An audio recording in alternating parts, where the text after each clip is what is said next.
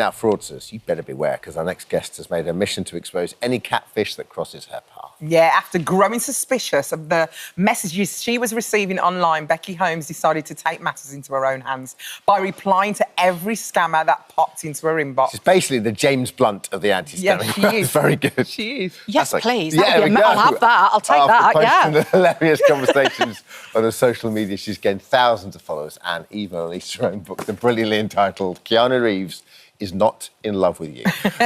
Should say sadly at the end. Sadly, yeah. Listen, she's joining us now with her story and the signs you need to look out for if you think you're being scammed. Morning, Becky. Morning. So this all kind of started in lockdown, didn't it? It was 2020, you were a bit bored, a bit lonely. Yeah. So you thought, you know what, I'm going to go... That makes me sound really tragic. Thanks for that. A bit lonely. So you thought, you know what, I'm going to get involved in a bit of social media. Yeah, so I was sick of watching the news and sick of watching COVID, basically. Yeah. So I thought, right, I'll go on Twitter. That'll be fun. But almost straight away, my inbox was flooded with these really young, handsome men, all kind of, looking as if they're in the army or, really buff, saying, I think you're the most gorgeous thing in the world. And I thought, do you? OK. So you just had like an instinct in your heart, you knew it wasn't real? Do you know what? I've thought about this quite a lot. So I think the reason why I was able to tell is because I got so many at once. Right. So it was really fortunate. If it had been just one guy that had maybe messaged and said, hi, you look lovely, I might have thought, did I? But actually, because it was about 12 of them, I thought, hang on a minute, either this is a convention and they're all messaging me, but so it was quite obvious that something was going on. You guys following Becky? Yeah, me too. Maybe Becky. Yeah, exactly. Maybe they're just a very pretty girl and maybe they were interested in you. But obviously we know they're not. Thanks, but yeah.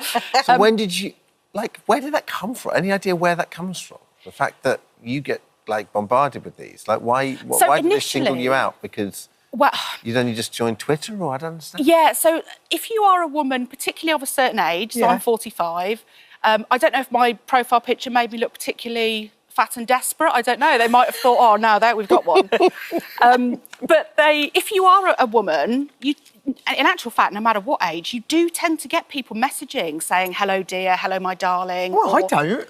I'm of a certain age. I don't get nothing. But we've I'll so send many you one years, later. we've been doing this 4 years now, and I reckon once every couple of months we meet someone on this couch who has... Absolutely, yeah. Yeah. Someone has slid into their DMs and before you know it, £50,000 is out of their bank account, Yeah. But it doesn't... it's even if you send somebody 50 quid, it's kind of relative. So obviously nobody wants to lose. Still a lot of money, isn't it? Well, no, but even when you interview those people, it always starts with the small amounts, and then the trust comes in, and before you know it, they've remortgaged the house.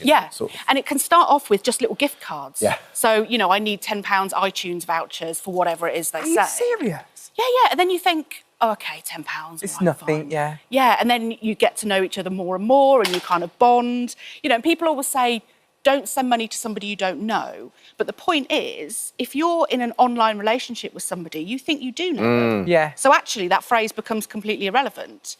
So when I was interviewing people for the book, there was one lady, she'd been to her bank and she wanted to transfer quite a large amount of money over. And they said, well, do you know this person?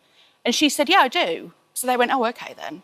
Yeah. Now, she doesn't know them. She only knew them online. Yeah, but because they'd been talking for, 6 months, day in, day out, her view was that she did know them. And you can see why that is. So if you think about it, it's like a 6-month job for their scammer. That's a 6-month job. They get a payout of 50 grand at the end of it. I mean...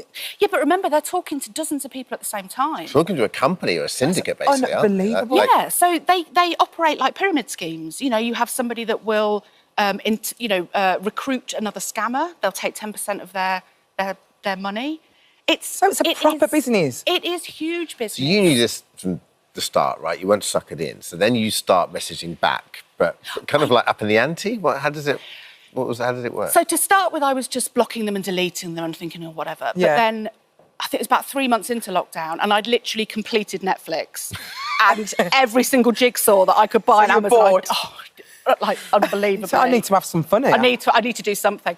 So I just started messaging nonsense to see what I could get away with. Well, tell us about Raymond. Tell us what happened with Raymond. Raymond was my first. So he's the first one you started messaging back? Yeah. So tell us what happened. So he was pretending...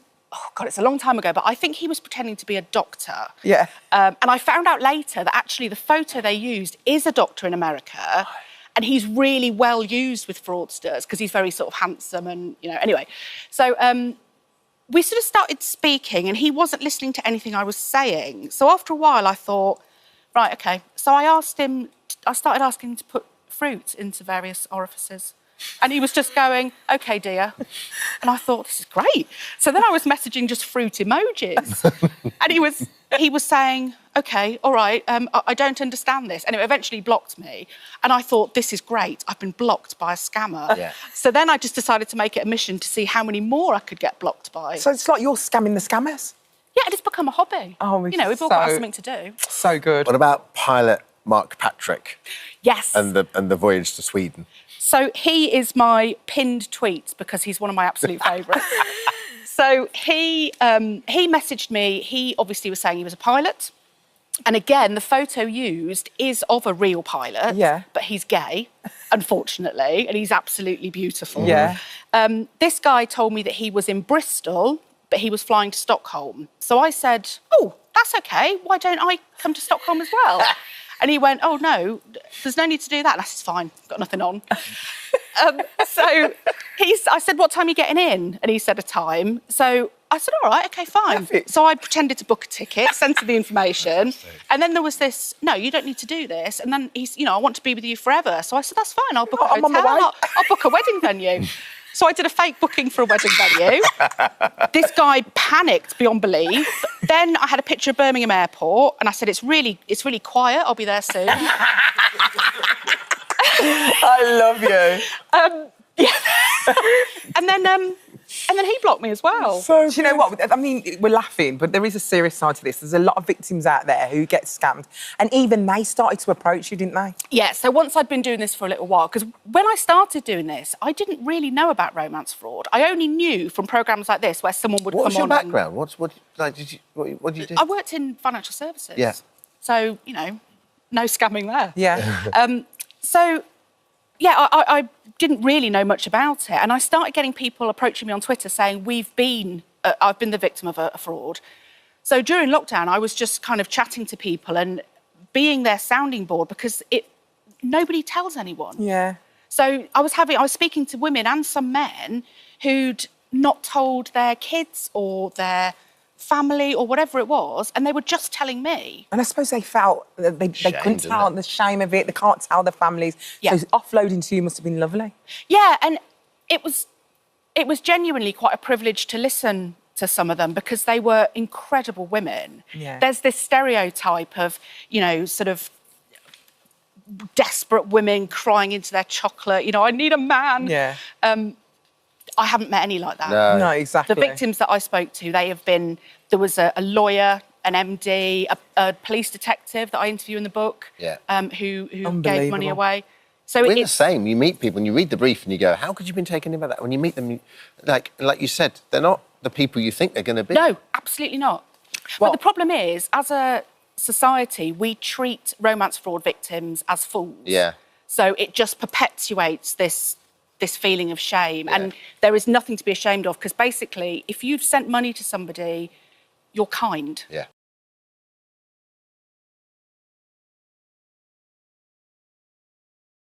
Now, I first met our next guest about 5 years ago. We were both about 12. I had the honour of presenting him with the Pride of Sport Award for Fundraiser of the Year. He was just 10 years old. Alfie's since grown quite a bit, but has continued to work tirelessly to help others, and here he is now today. Here he is. After Alfie's dad, Keith, sadly took his own life in 2017, Alfie and his mum, Alison, found themselves without support. So in a bid to help other families in the same tragic situation, they set up Alfie Squad. Now, the organisation has since helped countless other children just like Alfie, and they join us today as they prepare to roll out their amazing work nationwide. It's so lovely to see you both. I can't believe that was 5 years ago. Does that bring back a few memories, Alf? Yeah, it was good. Really good events, and I loved it. It was an amazing event, and I think the thing for me is I'm not surprised at all that Alfie Squad is still thriving and flourishing. I'm thrilled that it's going to go nationwide as well, and more people are going to benefit from the hard work that the two of you have put in and the whole team behind it as well. I think the thing that's really, really compelling is it came from such a tough place for you, Alfie, and for you, Alison, as well.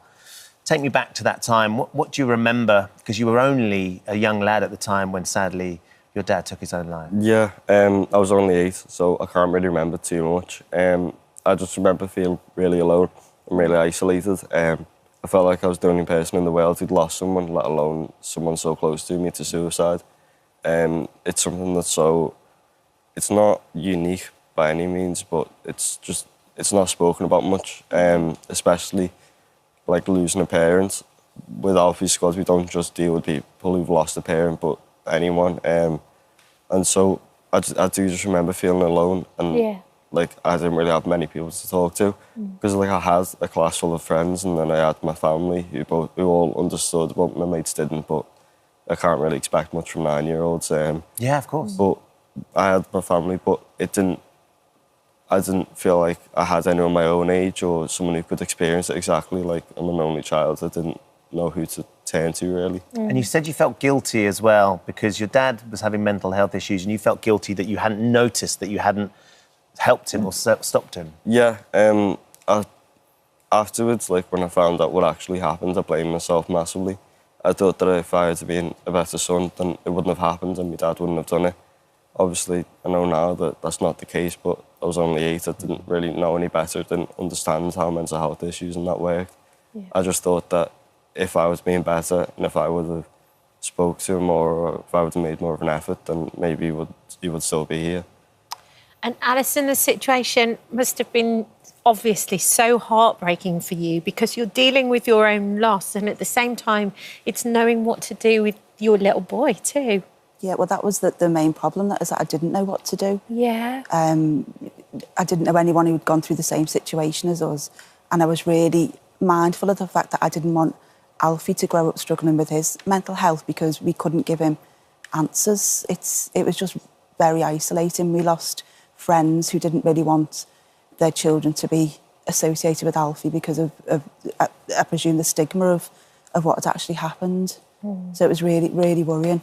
Well, it's also that situation as well where you don't want to make the situation any worse either. You want to get it right and you want to handle it in the right way so that, you know, you can minimise the heartbreak for him too.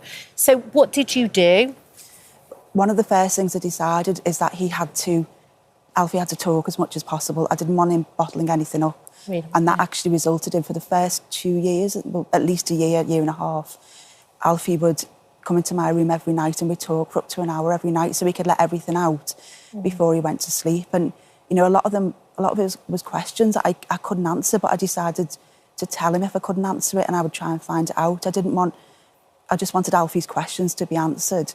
But a lot of it, as Alfie said, was down to his isolation, but also that he was blaming himself. That, you know, if he wasn't a better child, then his dad wouldn't have decided to leave him. And that was the biggest problem we had for a good while. Big hurdle to overcome for you to understand that actually was no responsibility of yours.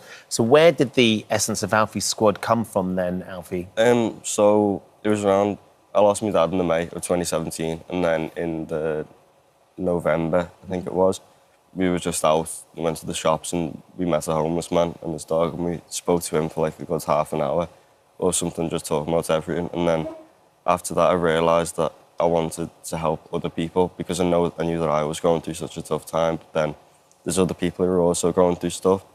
And so after seeing that, I wanted to like work something out to try and help others. Initially, it was going to be a Help the Homeless campaign, but eventually we decided to go for something more familiar to us. And Alfie Squad's the only group of its kind, so it's sort of natural. It's what I wanted when I was 8. I wanted people to talk to, and now we've got it. So tell me about Alfie Squad. Describe it to me and all the different elements of it. So when visitors come to the group for the first time, they expect something that's like somber and people aren't talking much and it's quite like sad, but it's the complete opposite. Everyone's running, like as soon as you walk in, you've got little 8-year-olds running around everywhere. Lunatics. Yeah, basically laughing their heads off. Good. It's really nice. It's like a youth club. We've got, how many? There's 26 in the first group now. So he's got 25 new brothers and sisters. Wow. So that group is actually full. We started with 7, didn't we? Yeah. And the first week they were all really quiet, they wouldn't talk to each other. And now it's like we're full at capacity and it's like a massive family. And you do all different activities, pizza, movies, quizzes. All different things. Quizzes. Yeah, we do all different things. So we've done Katumba, which is Brazilian drumming. We've done like a magic workshop. We had a magician come in, do the circus workshop. We do quizzes every now and then, which I always win. Do stuff like a pizza night at the end of each block. Because we work in 8-week blocks, it tends to be 4 external people come in. Yeah. Then with 1 trip and then 3 others inside the session. But everyone's at the point now where we don't need activities and everyone just talks. And I love that the energy in the room, the connection has helped so many. Alison, you've been in the Northwest up till now, but you're about to go nationwide, which is extraordinary. Yes. Well, we've got 2 groups now in Merseyside that are about, one's, as I said, is a capacity. The second one we started 4 weeks ago and that's filling up. But we've decided until we can get to every region in the country, which is what we want to do, we are starting a national online group. So we've worked out that everything within Alfie's squad we can transfer online because we get so many emails from people saying, can you open in our part of the country? Sure. And Alfie's really aware that there's children that really need help because there really is nothing in the whole of the UK to support children. So we're doing Alfie Squad online starting on the 21st of May. Wow, amazing. How exciting. And if people are interested, Alfie, and they want to reach out, they want to get involved potentially with the Alfie Squad online or the groups that you've got in Merseyside, what can they do? Where can they go? So you can go to our website, which is alfiesquad.org. Mm-hmm. Yeah. Little sideways look at me. Check with the boss. I'm not too well trained. And then we've also got social media. We're on Instagram and Twitter, Alfie Squad. Twitter's mainly just my mum ranting about Everton, though. So. There's a lot to rant about. Alison. Not as much now, actually. Best to stick with Instagram. So we're active on both. And then, like I said, you can send a referral form through the website. And we've got all information about our fundraisers and everything there. Well, look, it's such a thrill to see you again. It's a pleasure to meet you. What a brilliant young man. You must be so proud of him, Alison. Yeah, he's what brilliant young man. From where he started, it's gone massive. Just goes to show what can happen with the support and the group and Alfie Squad doing the business. Thank you for coming in. It's lovely to see you both again. Thank you. Oh, hello. Thank you for visiting our This Morning YouTube channel. We upload tons of new content every single day. So hit the subscribe button, like all the videos, and don't miss out. We'll see you in the morning. Now, we are very excited about this next guest. Yes, in her first ever live television interview. It's always a little bit scary. Her Royal Highness Princess Beatrice joins us now. Trust us here in This Morning. We are live from the Empire State Building, but we're unlucky with the weather, aren't we? Good morning, Your Royal Highness. Thank you so much for joining us. You are on top of the Empire State Building. The weather doesn't look too great there, and you're there supporting your charity, Outward Bound. Can you tell us what's going on, Beatrice? Good morning. It's so wonderful to be with you. And I absolutely promise I really am standing on the top of the Empire State Building in New York, even though the weather looks a little bit grey. I am here to kick off an amazing challenge, which is called the Big Rappel. So I work very closely with an amazing organisation in the UK called the Outward Bound Trust. I've been involved with the organisation for a few years now, and this amazing challenge is a phenomenal collaboration between Outward Bound Trust, Outward Bound International and Outward Bound New York and all of our project partners to raise a little bit of awareness about what Outward Bound really stands for. And really the charity is here to think about what young people really need to thrive in life. And we've been working since the 1950s to think about collaboration, resilience, finding your true self, and we do this in various ways. But nothing better than really sort of taking that example of what the charity stands for and making some fantastic individuals, 25 to be exact, abseil from the top of the Empire State Building. This is the first time this challenge has happened, and it's phenomenal to be a partner of this. Beatrice, I'm trying to figure out what's more terrifying. Abseiling down with a view or into the abyss of fog? How are they all feeling this morning? I've had a chance to catch up with some of the participants, and I think they're feeling really confident. They have a very rigorous safety team who have taken them through a couple of days of fantastic training, and I think for them, they're really taking this into, taking it in their stride. I think they would have loved for a bit more of a view. I think it's such a momentous day to kind of stand at the top, but it's still spectacular to do the project. And it's a charity that means an awful lot to you and your family, of course, because your grandfather was involved in it way back in the 50s, wasn't he, Prince Philip? Exactly. So it's one of the reasons why I'm so thrilled to be a part of the Outward Bound. You know, he studied under Kurt Hahn, who was the founder of the charity when he was at school at Gordonston, and really summing up what sort of he's really strived for throughout his legacy, founding, you know, not only the Duke of Edinburgh Awards, but also Outward Bound, really thinking about what young people need. And fascinatingly, even though this charity's been around for such a long time, that legacy for young people is still the most important thing and at the very core of what Outward Bound really stands for. What do young people really need to thrive? And actually, you know, I've had a chance to meet some of the young people over the years of my work with the charity. And sometimes it's a case of, you know, they can come out of their comfort zones. They're taken on these amazing adventures. And in some stories, they're seeing stars for the very first time. Oh. And that really is what the charity is all about. It's taking those opportunities and giving them to young people. And how high up are you at the moment, Beatrice? And would you fancy an upsell yourself? Oh, goodness. So the wonderful thing about being involved with the charity is I've taken a whole charity approach to this one, and I'm really thrilled to support the participants. But no, I'm gonna let them do it today and cheer them on from the very top. But today's the perfect day because you don't know how far up you are. It's one step. I have no idea. No idea. But, you know, the Empire State Building is such an iconic building as well. So it's pretty wonderful to kind of feel the history. You know, it's been around since the 1930s. And, you know, so no better place to collaborate than on the top of a beautiful building like this. Your mum took a big step into the unknown this year when she joined us on the sofa and presented part of the show. Did she enjoy herself? She absolutely loves working with This Morning team. I think it's one of her favorite things to do. You know, she's such a phenomenal icon, and as a mum, she's been amazing, and she's been through so much, and her sense of sort of purpose and resilience really keeps me going. And she absolutely, I thought it was one of the most hilarious segments I've seen for a while. I watched it sort of half under the sofa and half sort of like, come on, Mum, you can do it. So it was a great day. Beatrice, how is your mum? Can you give us an update on her?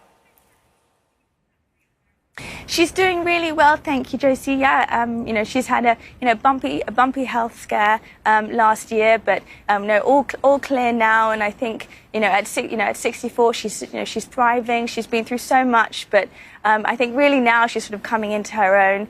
I think we're just reminded when any parent or individual has a sort of a health scenario, just really get the checks that you need to get, and as early as you possibly can. And I think, both my sister and I are so proud of her for taking those steps to get those checks.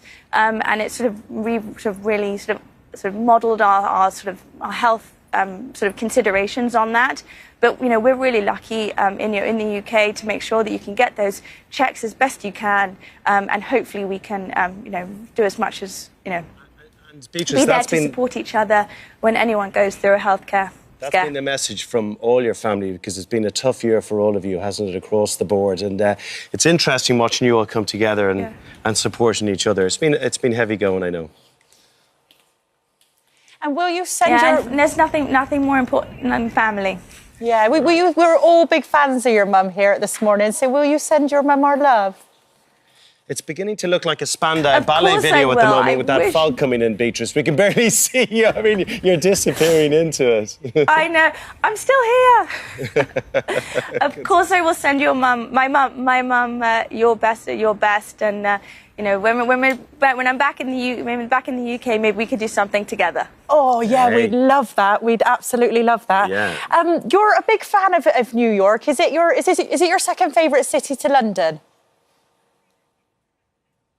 Well, I had the opportunity to live here for a couple of years, so I've got some wonderful best friends, some fantastic kind of local haunts that I really enjoy.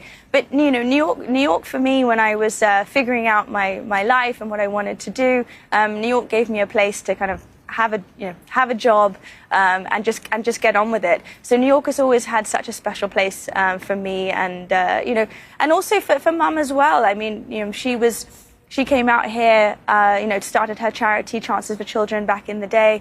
And so New York for us has always been a great city to spend some time in. It's also, I mean, look, when you're a member of a high-profile family as you are, going to somewhere like New York, particularly on a day like today where no one can see anyone, it must be lovely to live in relative anonymity over there when you're there for a while, right? Yeah, and I came to New York for my job, to go and sit in an office and do the things that I've been really passionate about in technology and digital inclusion. And so these are one of the reasons why New York really kind of created that environment. And I learned a lot. I was quite young when I was here, so I was really excited to have that opportunity. But now very happy to be back in the UK with my family as well. And do your children spend a little time there, Beatrice, as well with you? My little ones are phenomenally excited about coming to travel, but my daughter is 2.5 and I haven't yet braved the international flight. and how are they? And I suppose as a parent, you realise the importance of doing activities like this.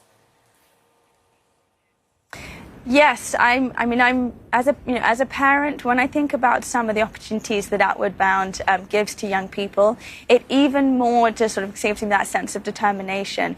Young people these days are having to go through so much with social media and with the debates around screen time, and actually we just need to make sure that there are places like Outward Bound, which are phenomenal, offer phenomenal programs, to make sure that every child gets the best opportunities to think about confidence, resilience, and these sort of essential life skills that mean that any challenge that they can look at, we can give them and sort of a bit more support. And as I said, I've had a chance to meet some of the students that have been supported by Outward Bound, and even in New York, listening to the stories with Outward Bound schools, I'm just so inspired that something that has got such a phenomenal legacy is still relevant today, to make sure that young people have what they need to thrive. Beatrice, I know you're not doing your first ab sale today, but you have done your first live television interview. I cannot believe it's your first live. You're amazing. Thank you so much. Oh, thank you, Princess Beatrice. You're very kind. Oh, thank you for joining us. I still cannot believe this is your first live broadcast. You've been incredible. Lots of love to all the family and everything they're going through at the moment. Okay, take care of yourself. Thank you so much. You're very kind. Cheerio. Take care. Bye, Beatrice. Bye-bye. Thank you for visiting our This Morning YouTube channel. Now, we upload new content every day, so go ahead and hit that subscribe button so you don't miss out. And we'll see you in the morning. Now, I first met our next guest about 5 years ago. We were both about 12. I had the honour of presenting him with the Pride of Sport Award for Fundraiser of the Year. He was just 10 years old. Alfie's since grown quite a bit, but has continued to work tirelessly to help others, and here he is now today. Here he is. After Alfie's dad, Keith, sadly took his own life in 2017, Alfie and his mum, Alison, found themselves without support. So in a bid to help other families in the same tragic situation, they set up Alfie's Squad. Now, the organisation has since helped countless other children just like Alfie, and they join us today as they prepare to roll out their amazing work nationwide. It's so lovely to see you both. I can't believe that was 5 years ago. Does that bring back a few memories, Alf? Yeah, it was good. Really good events, and I loved it. It was an amazing event, and I think the thing for me is I'm not surprised at all that Alfie's Squad is still thriving and flourishing. I'm thrilled that it's going to go nationwide as well, and more people are going to benefit from the hard work that the two of you have put in and the whole team behind it as well. I think the thing that's really, really compelling is it came from such a tough place for you, Alfie, and for you, Alison, as well. Take me back to that time. What do you remember? Because you were only a young lad at the time when, sadly, your dad took his own life. Yeah, I was only 8, so I can't really remember too much. I just remember feeling really alone and really isolated. I felt like I was the only person in the world who'd lost someone, let alone someone so close to me, to suicide. It's something that's it's not unique by any means, but it's not spoken about much, especially like losing a parent. With Alfie's Squad, we don't just deal with people who've lost a parent, but anyone. And so I do just remember feeling alone and like, I didn't really have many people to talk to because, like, I had a class full of friends and then I had my family who all understood, but my mates didn't, but I can't really expect much from 9-year-olds.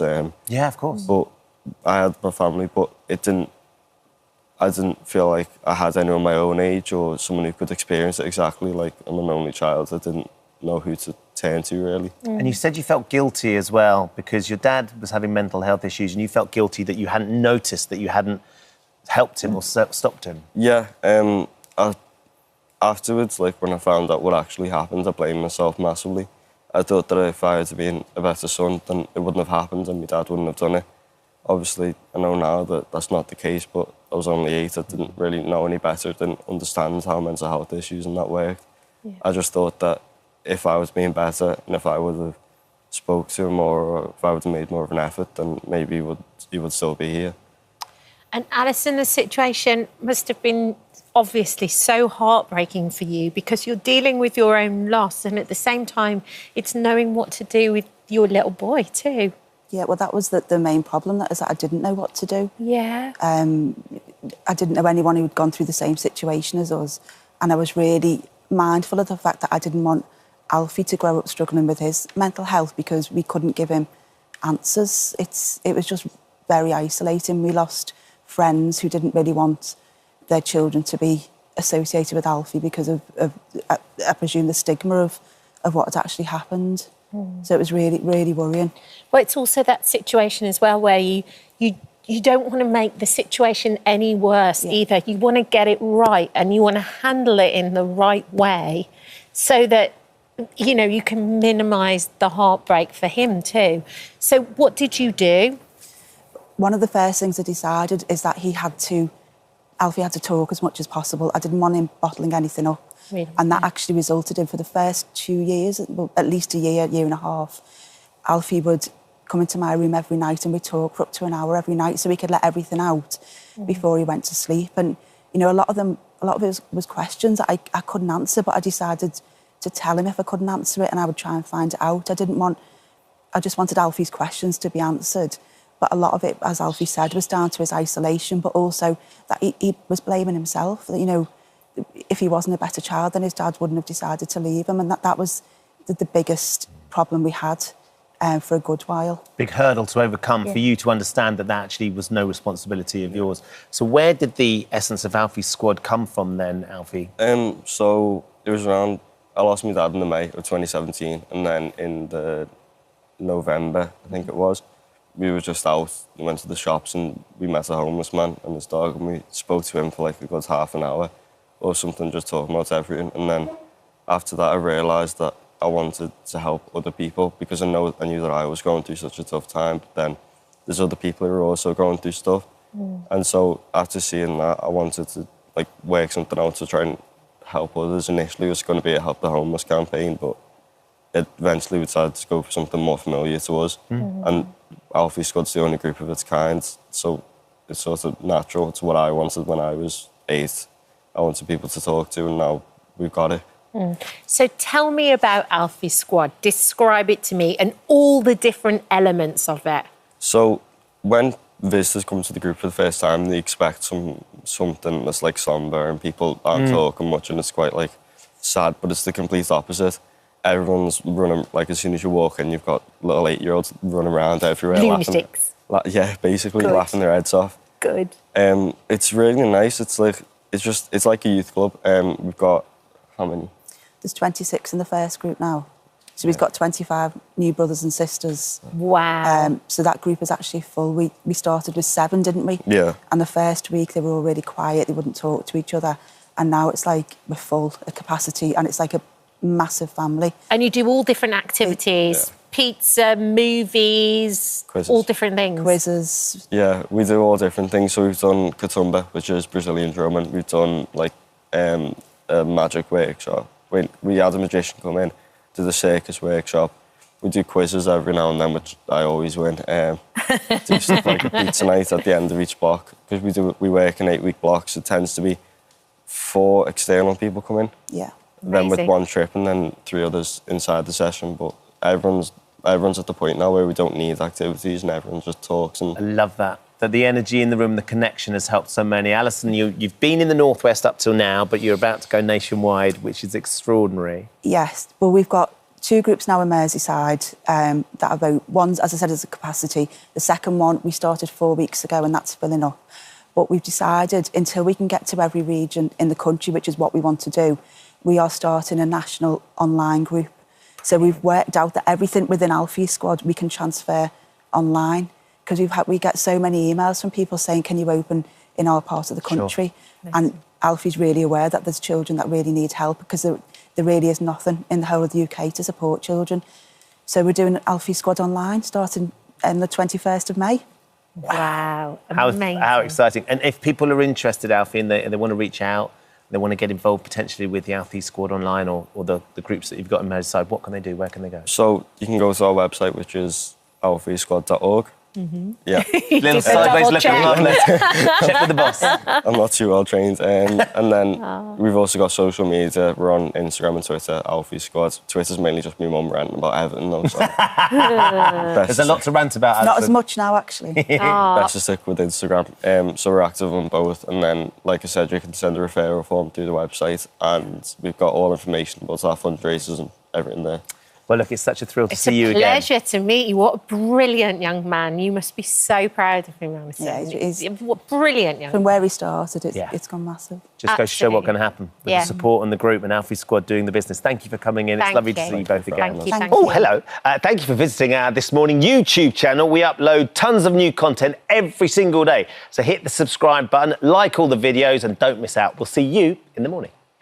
Now, we are very excited about this next guest. Yes, in her first ever live television interview. It's always a little bit scary. Her Royal Highness Princess Beatrice joins us now. Trust us here in This Morning. We are live from the Empire State Building, but we're unlucky with the weather, aren't we? Good morning, Your Royal Highness. Thank you so much for joining us. You are on top of the Empire State Building. The weather doesn't look too great there, and you're there supporting your charity, Outward Bound. Can you tell us what's going on, Beatrice? Good morning. It's so wonderful to be with you. And I absolutely promise I really am standing on the top of the Empire State Building in New York, even though the weather looks a little bit grey. I am here to kick off an amazing challenge, which is called the Big Rappel. So I work very closely with an amazing organisation in the UK called the Outward Bound Trust.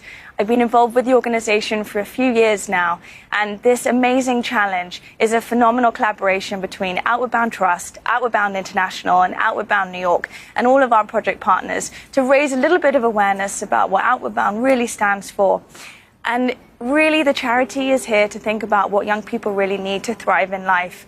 And we've been working since the 1950s to think about collaboration, resilience, finding your true self, and we do this in various ways. But nothing better than really sort of taking that example of what the charity stands for and making some fantastic individuals, 25 to be exact, abseil from the top of the Empire State Building. This is the first time this challenge has happened, and it's phenomenal to be a partner of this. Beatrice, I'm trying to figure out what's more terrifying, abseiling down with a view or into the abyss of fog. How are they all feeling this morning?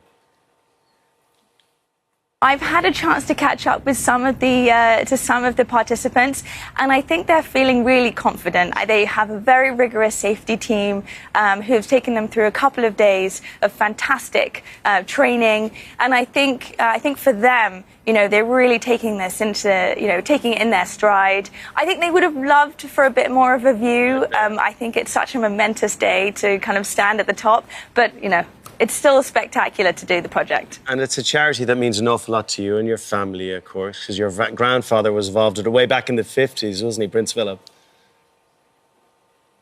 Exactly. So it's one of the reasons why I'm so thrilled to be a part of the Outward Bound. He studied under Kurt Hahn, who was the founder of the charity when he was at school at Gordonston, and really summing up what sort of he's really strived for throughout his legacy, founding, not only the Duke of Edinburgh Awards, but also Outward Bound, really thinking about what young people need. And fascinatingly, even though this charity's been around for such a long time, that legacy for young people is still the most important thing and at the very core of what Outward Bound really stands for. What do young people really need to thrive? And actually, you know, I've had a chance to meet some of the young people over the years of my work with the charity.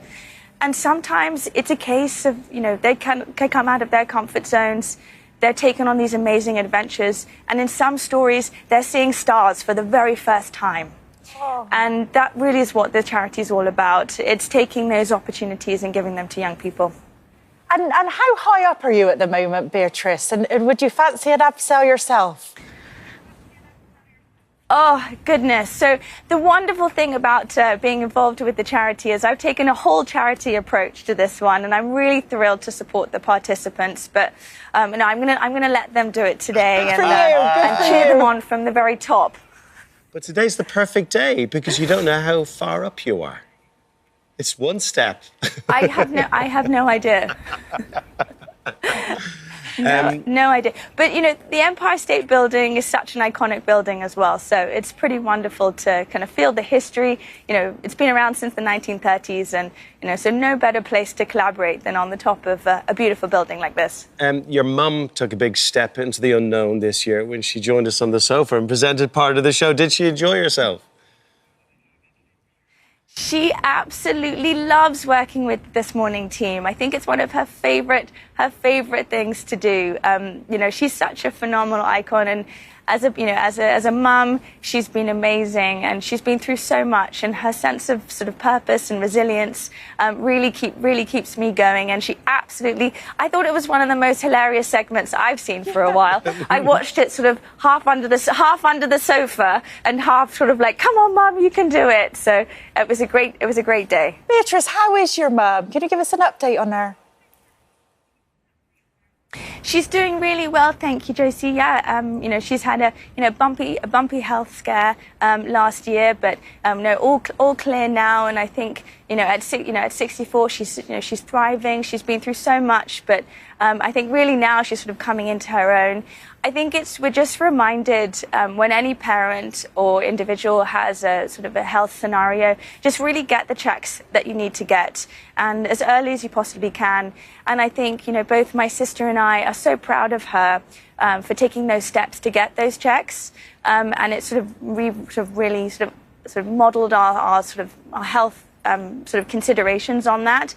But, you know, we're really lucky in the UK to make sure that you can get those checks as best you can, and hopefully we can, do as much as, and Beatrice, be there to support each other when anyone goes through a healthcare scare. That's been the message from all your family, because it's been a tough year for all of you, hasn't it, across the board? And it's interesting watching you all come together and supporting each other. It's been heavy going, I know. And will you send your... And there's nothing more important than family. Yeah, we're all big fans of your mum here this morning, so will you send your mum our love? It's beginning to look like a Spandau ballet video at the moment with that fog coming in, Beatrice. We can barely see you. I mean, you're disappearing into us. I know. I'm still here. Of course, I will send your mum, my mum, your best at your best, and when I'm back in the UK, maybe we could do something together. Oh yeah, We'd love that. We'd absolutely love that. Yeah. You're a big fan of New York. Is it your second favourite city to London? Well, I had the opportunity to live here for a couple of years, so I've got some wonderful best friends, some fantastic kind of local haunts that I really enjoy. But, you know, New York for me, when I was figuring out my life and what I wanted to do, New York gave me a place to kind of have a job and just get on with it. So New York has always had such a special place for me, and and also for Mum as well. I mean, you know, she came out here, started her charity, Chances for Children, back in the day. And so New York for us has always been a great city to spend some time in. It's also, I mean, look, when you're a member of a high-profile family as you are, going to somewhere like New York, particularly on a day like today where no one can see anyone, it must be lovely to live in relative anonymity over there when you're there for a while, right? Yeah, and you know, I came to New York for my job, to go and sit in an office and do the things that I've been really passionate about in technology and digital inclusion. And so these are one of the reasons why New York really kind of created that environment. And I learned a lot. I was quite young when I was here, so I was really excited to have that opportunity, but now very happy to be back in the UK with my family as well. And do your children spend a little time there, Beatrice, as well with you? My little ones are phenomenally excited about coming to travel, but my daughter is 2.5 and I haven't yet braved the international flight. and how are they? And I suppose as a parent, you realise the importance of doing activities like this. Yes, I'm as a parent, when I think about some of the opportunities that Outward Bound gives to young people, it even more just sort of gives them that sense of determination. You know, young people these days are having to go through so much with social media and with the debates around screen time, and actually we just need to make sure that there are places like Outward Bound, which are phenomenal, offer phenomenal programs, to make sure that every child gets the best opportunities to think about confidence, resilience, and these sort of essential life skills that mean that any challenge that they can look at, we can give them and sort of a bit more support. And as I said, I've had a chance to meet some of the students that have been supported by Outward Bound, and even in New York, listening to the stories with Outward Bound schools, I'm just so inspired that something that has got such a phenomenal legacy is still relevant today to make sure that young people have what they need to thrive. Beatrice, I know you're not doing your first ab sale today, but you have done your first live television interview. I cannot believe it's your first live. You're amazing. Thank you so much. Oh, thank you, Princess Beatrice. You're very kind. Oh, thank you for joining us. I still cannot believe this is your first live broadcast. You've been incredible. Lots of love to all the family and everything they're going through at the moment. Okay, take care of yourself. Thank you so much. You're very kind. Cheerio. Take care. Bye, Beatrice. Bye-bye. Thank you for visiting our This Morning YouTube channel. Now, we upload new content every day, so go ahead and hit that subscribe button so you don't miss out. And we'll see you in the morning. That Jill Langley has won a landmark court case against her father's wife after she was left out of his will. Yeah, the will had been written just 2 months before Robert's passing at the age of 94, where he left his entire fortune to his new wife of 11 months, Chelsea, who was 39 years his junior. The judge in the case ruled that the will was invalid and that his wife Chelsea had exerted undue influence and control over him. Jill joins us now to explain her story alongside her solicitor, Kiyomi. Good morning. Morning to both of you. Good morning. So, Jill, your father died in 2020. Yes, that's correct. He died in May 2020. Tell us a little bit about your relationship. Yes, I was an only child. I grew up in Billericay in Essex. Yeah. I had a happy childhood. My father had a chain of butcher shops. He started off with the mobile butcher shops when I was a baby, and it gradually progressed. And I was loved, and I loved my parents.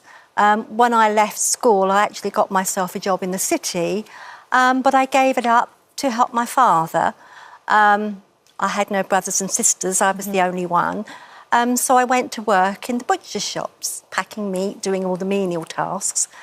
And then I gradually took over shops and increased their takings, freezer centres, increased the takings enormously. I worked very hard for Dad, out of love, got paid very little, but I didn't mind. Because I did it out of love. And over the years, of course, the supermarkets came along and the butchers became really not functional anymore. So during that period, we lived on a farm in Billericay and we came to live in Norwich. I had a cousin and we came to live in Norwich, and I led my father into new businesses. Right. We had a nightclub. and then we had a leather jacket business, which was very successful in the 80s. Of course, leather was very fashionable, and I enjoyed it thoroughly. And so yes, I always got on very well with my father and my mother. I loved them dearly. So you worked very closely with him, and you clearly got an entrepreneurial spirit. The two of you helped create what was a very successful business. Yes.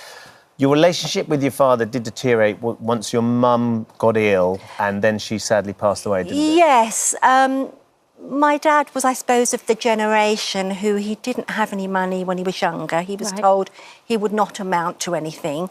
So I think that generation, he didn't like spending money. And really, Mum was diagnosed with dementia and Alzheimer's in 2012. Right. And of course, as her illness progressed, I went to look after them. I used to go and do all the housework, the washing, the ironing, and just generally, because they lived in a very big house that we were in, which was way too much for Mum. She couldn't do anything. Yeah. So I was going to look after them. But as her illness progressed, he was told that she needed to go into a care home, which she did, bless her. But sadly, he wouldn't pay. Right. He thought he could have odd carers in. I put lots of suggestions to him how we could have a better life for Mum. But no, he didn't want that. He wanted her at home. But sadly, that's why we're here today. She should have really gone into a nursing home. But that friction between you and your father over the treatment and what was the best care for your mum led to the breakdown of your relationship with your father. Yes. So you suddenly weren't communicating, were you? Yes, well, by 2015, I'd suggested lots and lots of things that would make a better life for them, moving back, because they lived at Wareham at the time, which was about 5 miles from Downham Market. Yeah. And I suggested they move back near me because Dad lost his licence, I'd be near to me. But no, sadly, he wanted to go to Kings Lynn, which was about 45 minutes away from me. So it wasn't like something I could just pop in. Yeah. And of course, it broke down a little bit because I was suggesting things to help, but he was going the other way and making things worse. He was getting to a great age and he wasn't thinking correctly. Right. So his vision was muddled. And then that relationship really did start to deteriorate when he met his wife.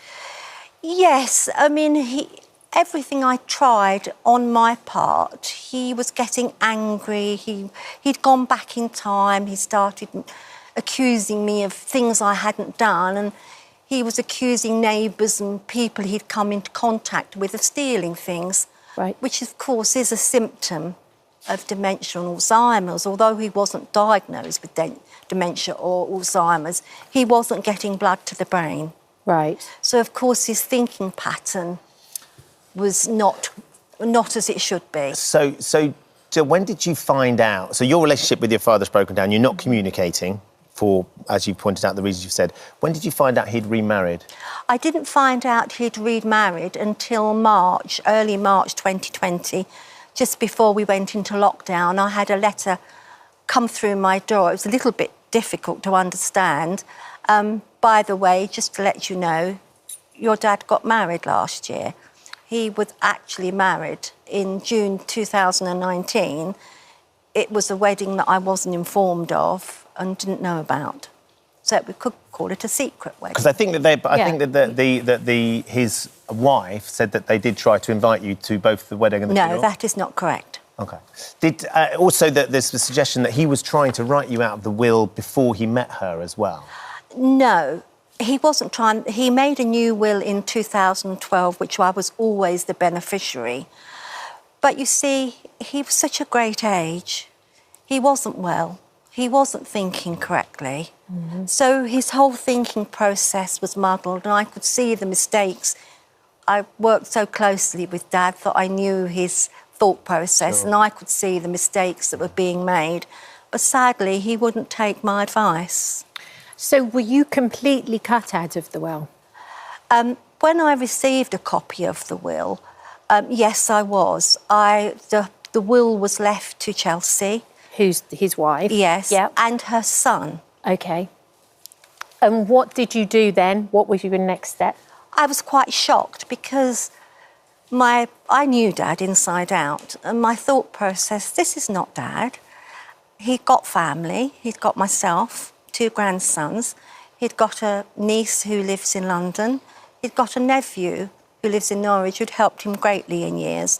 So we had got family. We'd all helped him. Was he still in touch with all of them? Yes. Christopher, his nephew, had helped him before he moved to Kings Lynn. He used to go several times a week and help with his camper van and do jobs for him. So they were still in touch? Yes. I think once he moved to Kings Lynn, because he wasn't well and it was as if he'd cut everybody off. Yeah. Not from our choice, but... Yeah. But from his choice. So what made you decide to contest the will then? Well, because of all the work. You see, the estate, yes, it was in Dad's name, but it was a family business and I'd worked so hard. Really, really hard. I mean, I'd been out on markets in the snow at 3 a.m. in the morning. I'd humped frozen food boxes around. I'd up takings. I'd contributed so much to this estate for next to nothing. My pay was £30 a week, and yet I was taking thousands. I was organising fashion shows, and he bought and sold old halls. So I used to be out there with a workman with a wheelbarrow with bricks in it, helping. My hands, my husband said, were like sandpaper because of all the hard work I did. So for my part, the new wife hadn't lifted a finger. It was nearly £1 million as well that he left, which is significant. Yes, we'd worked hard for that. Yeah. So, Kiyomi, explain a little bit about what happens in this sort of scenario, because the ruling in this is quite a landmark case, isn't it?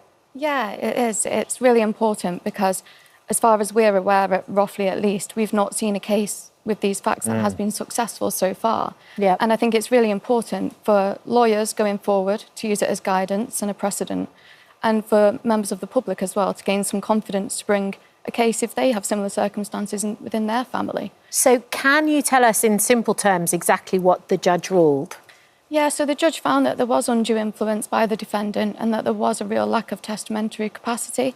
He shouldn't have been able, Jill's father that is, to write the will, and it was invalid. It didn't stand. How did that feel, Jill, when you got that outcome? Yes, for me it was the truth. Because I knew when my father went to make this will, they have what they call the will files. And he was asked to go into the solicitors twice, which my previous solicitor got a copy of. And as soon as I read it, I knew he can't remember his life. He said we'd lived in Southend. We never lived in Southend. We lived in Billericay. He said he was an army major. He was only in the war for the last year of the war because of his age. You weren't allowed to join till you were 18 then. So I knew straight away, Dad, you can't remember your life. So he should never have been allowed to have made that will. And I feel that the solicitors made a huge mistake. There were red flags that were not noticed. We have a right of reply from his wife's legal team. The marriage between our client and the late Mr. Harrington was one built on love and affection. Our client strongly denies any baseless accusations from the estranged daughter of Mr. Harrington. The court did not find that the marriage was predatory, and we will strongly deny all such accusations. What do you make of that? I think it's sad, because I think, we went for an ordinary person like myself, which I am, to take this to the High Court. It was the truth. I told the truth because it was my life, my father's life, and the truth always wins. And I wanted, not for myself, but for other people to be aware that, unfortunately, we have an ageing population. They are sitting on properties that are all paid for, that generation. They have assets. And unfortunately, there is the culture today that they are vulnerable. Yeah. And they're often lonely. So, of course, if people befriend them, they think it's great, but they don't really know who they are. So, Kiyomi, if there's people watching at home today whose family members may be, as Jill just described, vulnerable, and they have assets that would make them sort of attractive to somebody who doesn't necessarily have the best of intentions, what can they do to try and protect them? Well, I think you're definitely more successful preventing a marriage than you are doing anything about it if they do marry. So it is just about recognising those red flags and keeping an eye on your family members that are vulnerable for various reasons, and just try and stop it before it happens in the first place. And if it does happen, seek legal advice, because as we've seen, the cases are difficult but can be successful. Yeah. OK, well, thank you so much for joining us this morning, ladies. Thank you, Jill. Thank you, Jill. Thank you very much indeed. Oh, hello. Thank you for visiting our This Morning YouTube channel. We upload tons of new content every single day. So hit the subscribe button, like all the videos, and don't miss out. We'll see you in the morning. Start with a very, very emotional headline to start with, which is about Chris Halenga, who was the founder of Copperfield. I was lucky enough to meet Chris on a couple of occasions, always overwhelmed by the sense of life and vivaciousness she had, despite the fact that she was facing this breast cancer diagnosis. Very sadly, she's died, Sonia, at the age of 38. Yeah, it's such sad news, but she's somebody who achieved so much in the time that she was alive, and she obviously had to live with this terminal cancer diagnosis for about 15 years, so a really long time. And she used those 15 years to really transform the messaging for young women around breast cancer, because obviously breast cancer is rarer for women in their 20s, but it does happen. Yeah. And I think before Chris, young women weren't so aware of the fact that actually, even in your 20s, you should be checking your breasts. And she set up a charity, that came out of her diagnosis.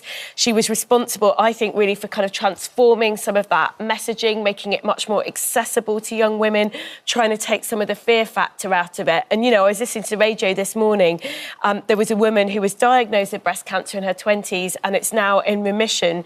And it's because of the messaging of charities like Chris, that she spotted it earlier. So, what a fantastic life. And I think when you hear about these people who get these diagnoses that are not hopeful, but then instead channel all their energy, like the bowel babe, like Deborah, into trying to make sure that other people spot the symptoms earlier, I just think they're such incredible individuals. Yeah, to turn such a negative subject and make it positive and make a change is incredible. Every now and then, people come along in your life and you just think, how on earth do they do that? Yeah. So for all your viewers now, and I'm not belittling their problems for a moment, just pause and think that this ridiculously young age, this poor woman has died. She's probably achieved more in her lifetime than many of us have gone. We've double those years. And the proof are in the numbers. Here we are. Last year alone, they sent out 1.4 million texts to people. There were 120,000 subscribers, 3,000 educational packs. That's in 1 year alone. In total, they raised more than £25 million. You just stop in absolute awe. A brilliant life, cut too short, but what a legacy. Absolutely. Brilliant life lived. Absolutely. I loved she had a living funeral. Yes. Funeral, as she called it. I just love that idea. It's just incredible. So you're at it. And again, I think it takes someone quite special to face that, because we're all so scared of death and so scared of getting a terminal prognosis, and to face it with that kind of vivaciousness and to do a living funeral the year before you die, it's just amazing, really. Dawn French turned up as the vicar of Dibley, it was a celebration, I think, and I think that's how we should remember her. Definitely. Thank you for visiting our This Morning YouTube channel. We upload new content every day, so go ahead and hit that subscribe button so you don't miss out, and we'll see you in the morning. Now then, she's known on this show for sharing wisdom, advice and compassionate support, but today our resident life coach, Michelle Elman, is here to share a deeply personal story that has recently rocked her world. Michelle's fairy tale engagement turned into a nightmare last month when she discovered a shocking betrayal about her partner just 24 hours after she'd said yes. You're here alongside us now to hopefully share some invaluable support for our viewers who maybe have been through a similar thing, Michelle. I think this is the last thing any of us expected. I know. I was here this time last week, I was sat on this sofa doing a phone-in on friendship breakups, and I guess what everyone behind the scenes knew but publicly did not know is that I was also going through a massive heartbreak at the time, and I think I'm doing okay, but the joke I'd be making with my friends is this what self-esteem looks like? Because I'm doing more okay than I ever thought I would be. Yeah. So you've bolstered yourself. Just explain a little bit about this relationship, because you were with your partner we were together for 3 years. years. We lived together for 2. We met on a dating app. He was my first date after the pandemic, actually. And yeah, in my eyes, the love of my life, the healthiest relationship I've ever had. And then we got engaged on the Saturday, and then on the Sunday, I got a DM from a woman who followed me, who'd read all my books. She had read my dating book about him. It wasn't about him. It was a dating book about how to be single, and the last chapter was about him. And had taken so much advice around it, and then just said, hey, is your fiancé this person with his name? And that's how it started. And I ended up speaking to her for an hour on the phone, found it all out. It became apparent they'd been in a relationship for how long? They hadn't been in a relationship, it was one night. They had texted since. The last time they texted was January, but he was on a dating app. And so he said he was on a business trip, he went on a dating app on the business trip. And Did you have, because obviously it was a serious relationship. You'd gone ring shopping, you'd been together for years. Yeah. did you have even the slightest inkling? Was there something in the back of your mind that was just like, nah, this doesn't sit quite right? The first question you always get asked, were there red flags? Did you miss something? Yeah.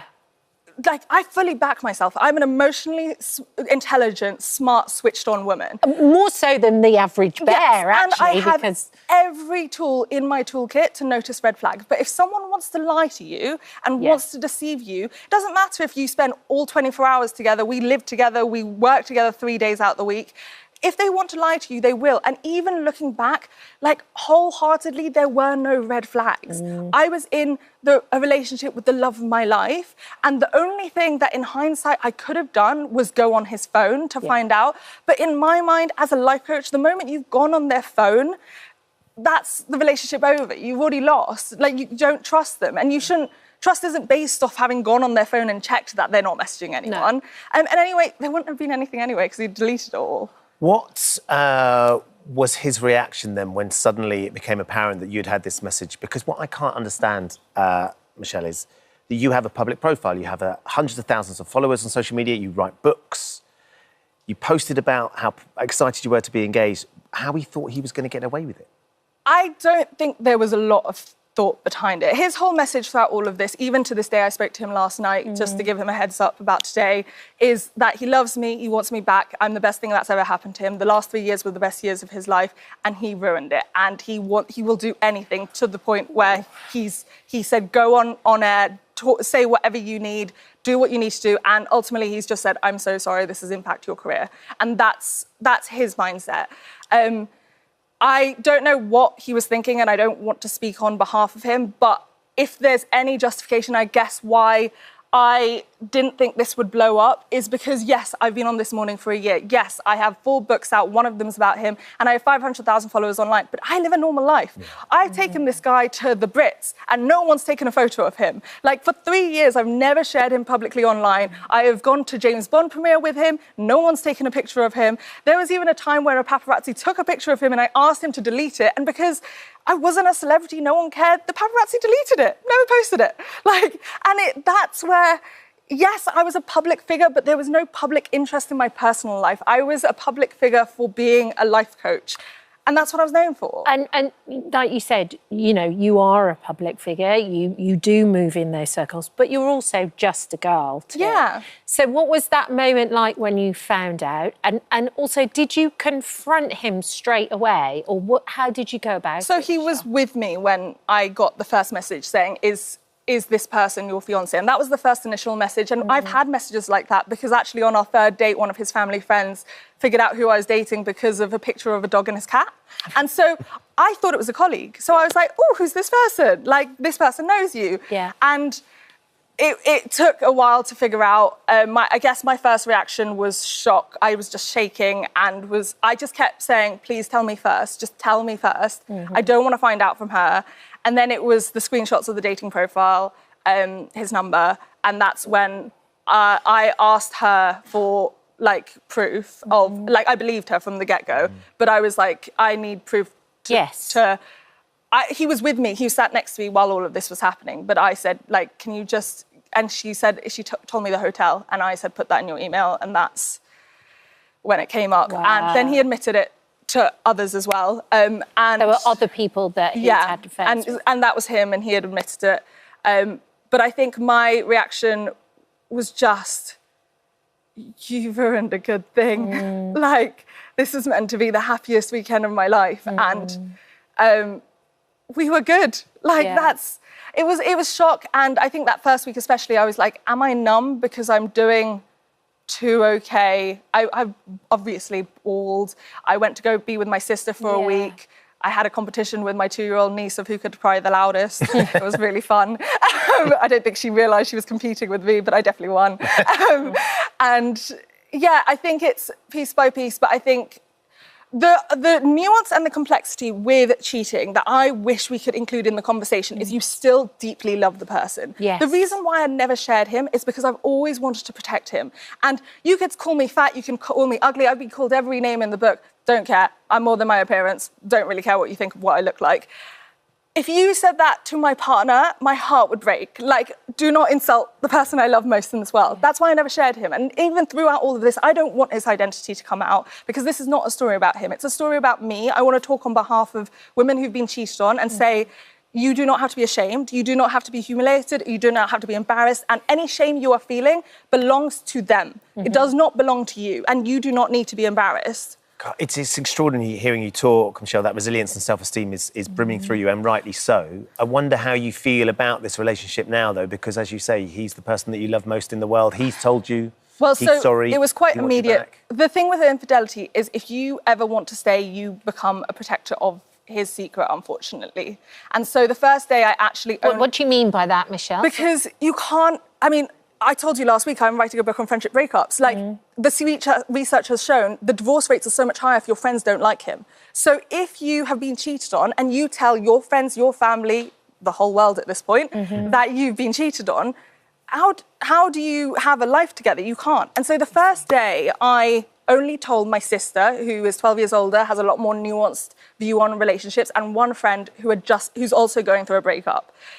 But I didn't tell anyone else. And then it was the next day, it was 4 a.m. the next day, I was like, no, I can't stay. Like, the first day, my headspace as a life coach was, you don't make big decisions in the moment. No. It was the next day, I was like, no, you do not return to the person who hurt you to heal you, first of all. Second of all, he never told me the truth. The lying's bigger than the cheating. Yeah. The cheating was quite big as well.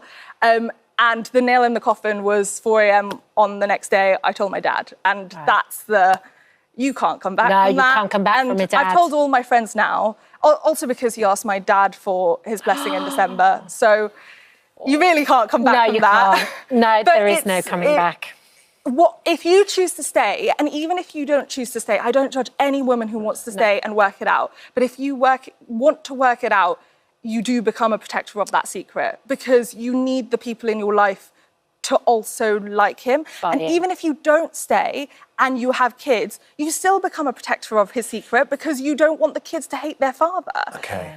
And that's the part that... There's so much to unpick with it. My goodness, you talking about it's hugely important. Quick reminder that today's phone-in, if you're going through a heartbreak like this, Deirdre's going to be here, Michelle's going to be taking part as well.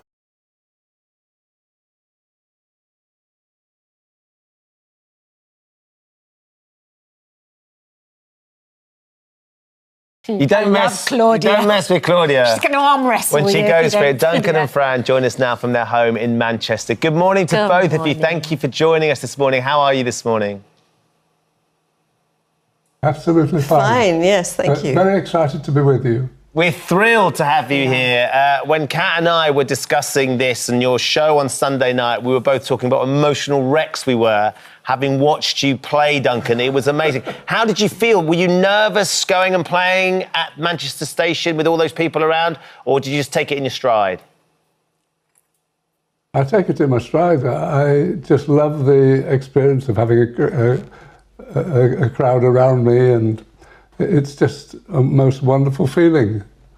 And Fran, tell me a little bit about how you feel when you hear Fran's theme played, or when Duncan first wrote it for you. I mean, I went weak at the knees, so goodness knows what you did. Yes, well, it was amazing when he first played it for me. I just thought it was so beautiful. And the first time I'd ever had a piece of music played for me, so it was incredibly romantic. And over the years, it's just become more and more relevant in our love. Duncan, it's fabulous to see you being able... Sorry, go on, please, carry on. No, I was just saying that we just are a pair of softies, absolutely. And we can't do anything about that. Well, it's lovely to see. I think one of the things that everybody is so compelled by is this incredible talent that you have. You started playing the piano when you were about 4 years old, is that right? Yeah, 4 or 5 years. I didn't get the date exactly, but approximately that, yeah. But the fascinating thing is you never played professionally with that sort of ability because you could play by ear. You were sort of ushered into the world of law by your family and never got a chance to play professionally. So I wonder how frustrated you must have been over the years not being able to play in big concerts like this. Yeah, over the years, that I always had this strong feeling under things that, why the heck am I a solicitor?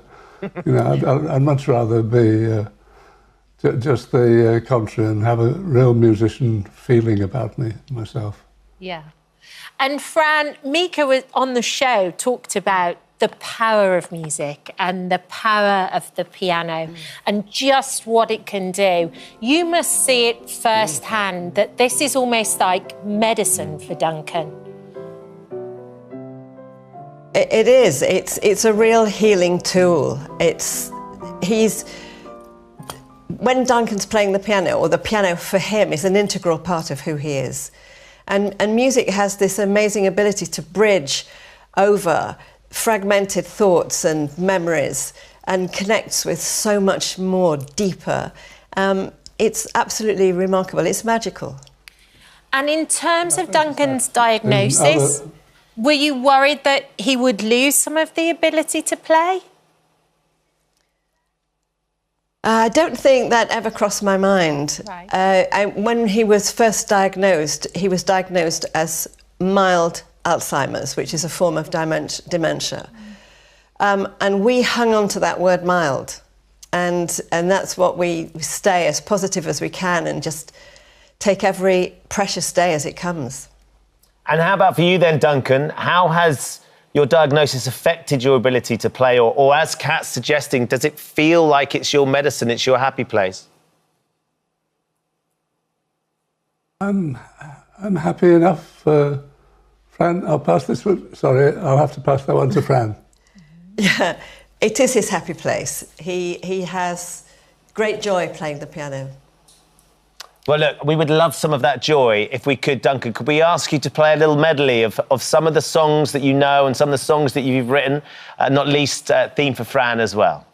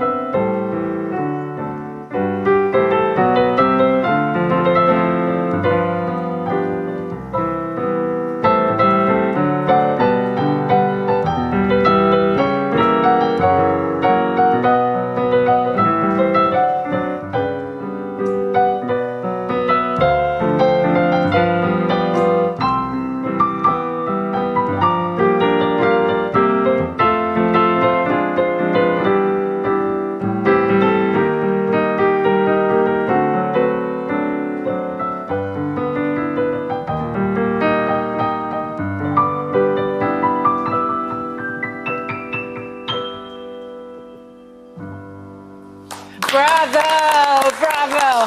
The way Fran looks at him when he plays is amazing. Bravo. I really enjoyed doing that. Thank you. Oh, thank you so much. Not as much as we enjoyed. I love the fact the high notes nearly squeezed Fran off the stool as well. She was getting squashed up against the wall. Yeah. We can't wait to see you perform at the Royal Festival Hall when that show happens, Duncan. Congratulations on an amazing, amazing performance.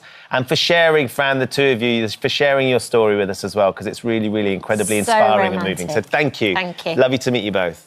It's our pleasure. It's a great thrill our for pleasure. us. Thank you for so having much. us. Oh, thank you.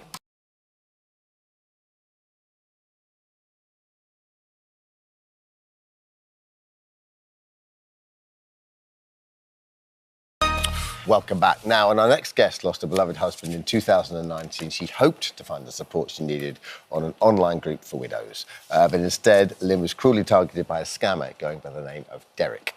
After tricking her with affectionate emails and fake pictures, Lynn ended up sending him a staggering £50,000. Yeah, she joined us now to share the shocking story alongside DC Victoria Hazelwood, whose team at the Cheshire Police alerted Lynn to the fraud. Morning, both of you. Good morning. Oh, Lynn, so thanks for joining us. Firstly, we're so sorry that you lost your husband. So, passed away.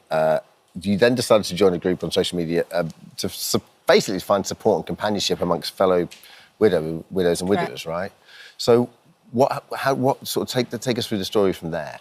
So I joined the site and Derek got in contact with me and we hit it off straight away with the banter and what have you. So, and I thought, he knows the emotions that I'm going through. Yeah. So that cut the ice there. What was it about him that you just really thought, oh, I really like him, he's lovely? He had a nice smile, personality was great. So you're seeing a picture, you got a picture there, right? But his text and his emails, kind and a bit of banter in there and what have you. And you actually spoke to him on the phone, didn't you? Yeah. And what would you speak about your day? Would you speak to him every single day? Yeah, he'd tell me about his day and then I'd tell him about mine. And it'd be 3-4 times a day. Would he be telling you about his supposed past life as well and loss? He'd talk about his loss? Yeah. Gosh. Yeah. That's unbelievable. About his wife, and he had one son. Yeah. His son ran the business from America while he was out in Dubai, drilling for minerals, etc. Yeah. And did he ever ask you about your financial situation at all? No, but he sent me, the first email he sent, he asked did I have my own house, did I drive, all those sort of questions, which at the time I thought, because I don't want him to think I'm after his money sort of thing. Yeah. But in hindsight, when it all came round, looking back, that's where he got all his information. When you're in the fog of it all, I suppose you're not even thinking about stuff like that, are you? So this is all a sham. Well, I guess I've got 2 questions. When were you first thinking, I'm not sure about this, and when did he first ask for money and what did he ask for? So for about 6 weeks in, he asked for the money and it was like £200-300. Right. So sort of not enough to make the alarm bell start ringing. And what was he asking for? What was that money for? That was for money that there was an accident at work and his employees, 3 of his employees had been injured in hospital, so he had to pay hospital fees because they took his passport off him. They'd frozen his bank because he was liable for these employees. And so it all sounded quite legit. Yeah. And by then, you've created this bond with him. You're talking to him every single day. You even put his picture through a Google search, didn't you? That's right. It came back clean. It did. So you have got a bond with this man. Although you haven't met him, there is a definite bond. So you handed over that money. When did it become more? So it started becoming more probably in the October 2021, where his bank was still frozen and he had no money to eat. The hotel bills, he couldn't pay them because the bank was frozen. And it just like snowballed from there. And is he constantly saying, listen, I'm going to give you this money back? Yeah, don't with you worry about interest. things. And is he on the phone going? Like, yes. So you're literally, it's not like a text or anything, you're speaking to him every day. Wow. Yeah. So you ended up transferring £50,000 of your own pension straight to him. Yeah. It's gone. Yeah. And there was did you feel like you trusted him that you were going to get it back? Yeah, because he just kept saying to me, reassuring to me, don't worry about money. I'll pay you back with interest. And I said, yeah, but this is my life savings. Yeah. And he just kept reassuring. But then he wanted more, didn't he? Yeah. So then did you try and take out another loan? I did, yeah. How much was that for? 50,000. And this is when the police got in touch, basically, around that time, wasn't Yeah. it? Okay. In the So let's bring in October DC Victoria. Thank you for joining us. Morning. So how did you guys find out about this? So we were doing a bit of research and as a result, we could see that Lynn was talking to this person. So that's why we've sent some of our colleagues round just to get the story from Lynn. Are you just constantly probing for scams then online? Like, how does it work? Because who reported this? Like, how do you know? I'm so interested. So we'll just get intelligence through various various ways, whether that's, you know, people of loved ones that are concerned about family, you know, family members or other sources of intelligence. Yes. And that's so interesting as well, because obviously you've lost your husband, so there's an element here where you probably don't want to open up that much to your family because, you know, you're meeting someone else so soon after it. Because, like, embarrassed and ashamed, really. Because when do you go and meet somebody? Exactly. This is the way we meet people now. We meet people online. Did you actually catch the scammer who scammed Arlene? Unfortunately not in this case. Is that, but I mean, how, just to say as much as you can, how hard is it to catch these people? Because this isn't one person, is it? This is the whole, like, you know, racket, right? Yeah, and each victim, it's going to be different for their circumstances, but, you know, they're clever, so they can get mobile phones, but they might not be registered. Yeah. They can use VPNs, which will hide their internet address. So it's then just difficult to try and find the leads of finding out where they are, whether they're in the UK, whether they're not in the UK. So there's a number of factors that can impact. Lynn wanted to come here and share her story, so just really quickly, only got like 30 seconds, but what advice would you give to people? What should people be looking out for? Okay, I would say ask them lots of questions about themselves, because they will be wanting to get loads of information from the victim to use that information against them. Talk to friends and family. That's the best thing you can do, because friends and family will pick up on red flags before a victim will. Never give money to anybody that you meet online. And luckily, you got your money back. I did. You're so very lucky. Was that the bank? They sorted you money Yeah. back? Oh, I'm so happy that you got your money back. Very lucky. Thank you so much for joining Can I just say something as well, because it's not just women, it's men as well. And I think men are more embarrassed about speaking out about it. So that's why I'm doing it as well, not just for women, but for men as well. Thank you, Lee, for joining us. Thank you.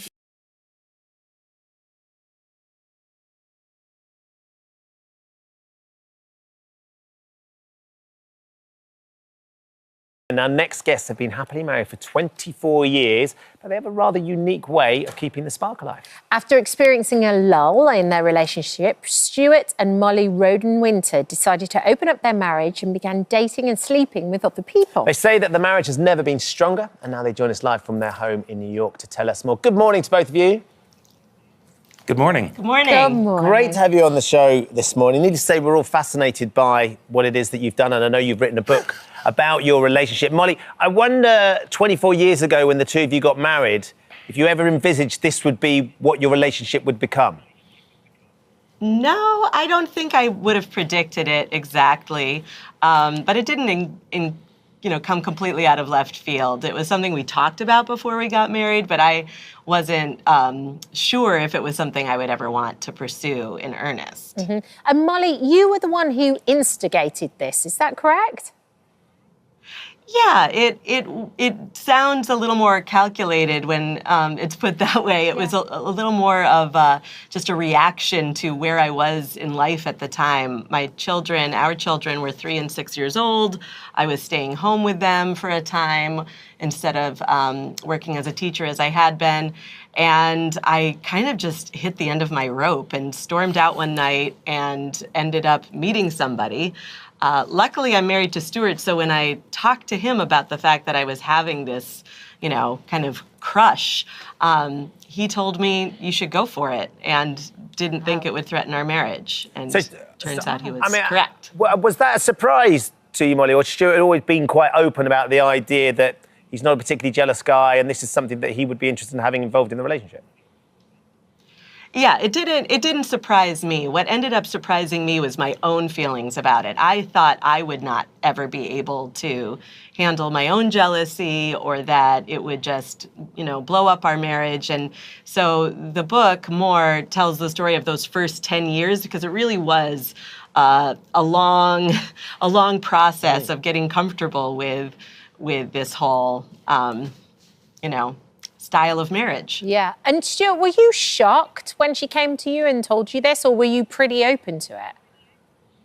I was pretty open to it because when we got married, she had less experiences before marriage than I did. I knew it was going to come around.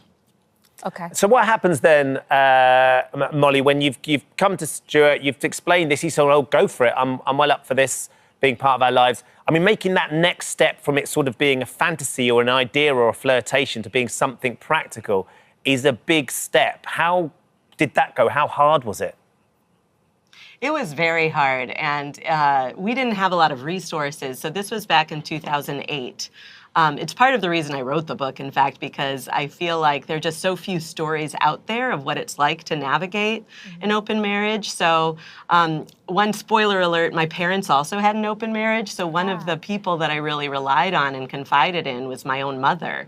And she was there. She was the only person I knew who had successfully navigated open marriage as well. And my parents are still married. They're in their 80s, and it's not, you know, about physical intimacy anymore, but they still have their partners as friends. So I had that, you know, really kind of incredible confidant and guidance. And I also, we did a fair amount of couples therapy and individual therapy because it is a lot. It's a lot to work through. Yeah, and do you have a set standard of rules? And did they also change as the relationship changed as well?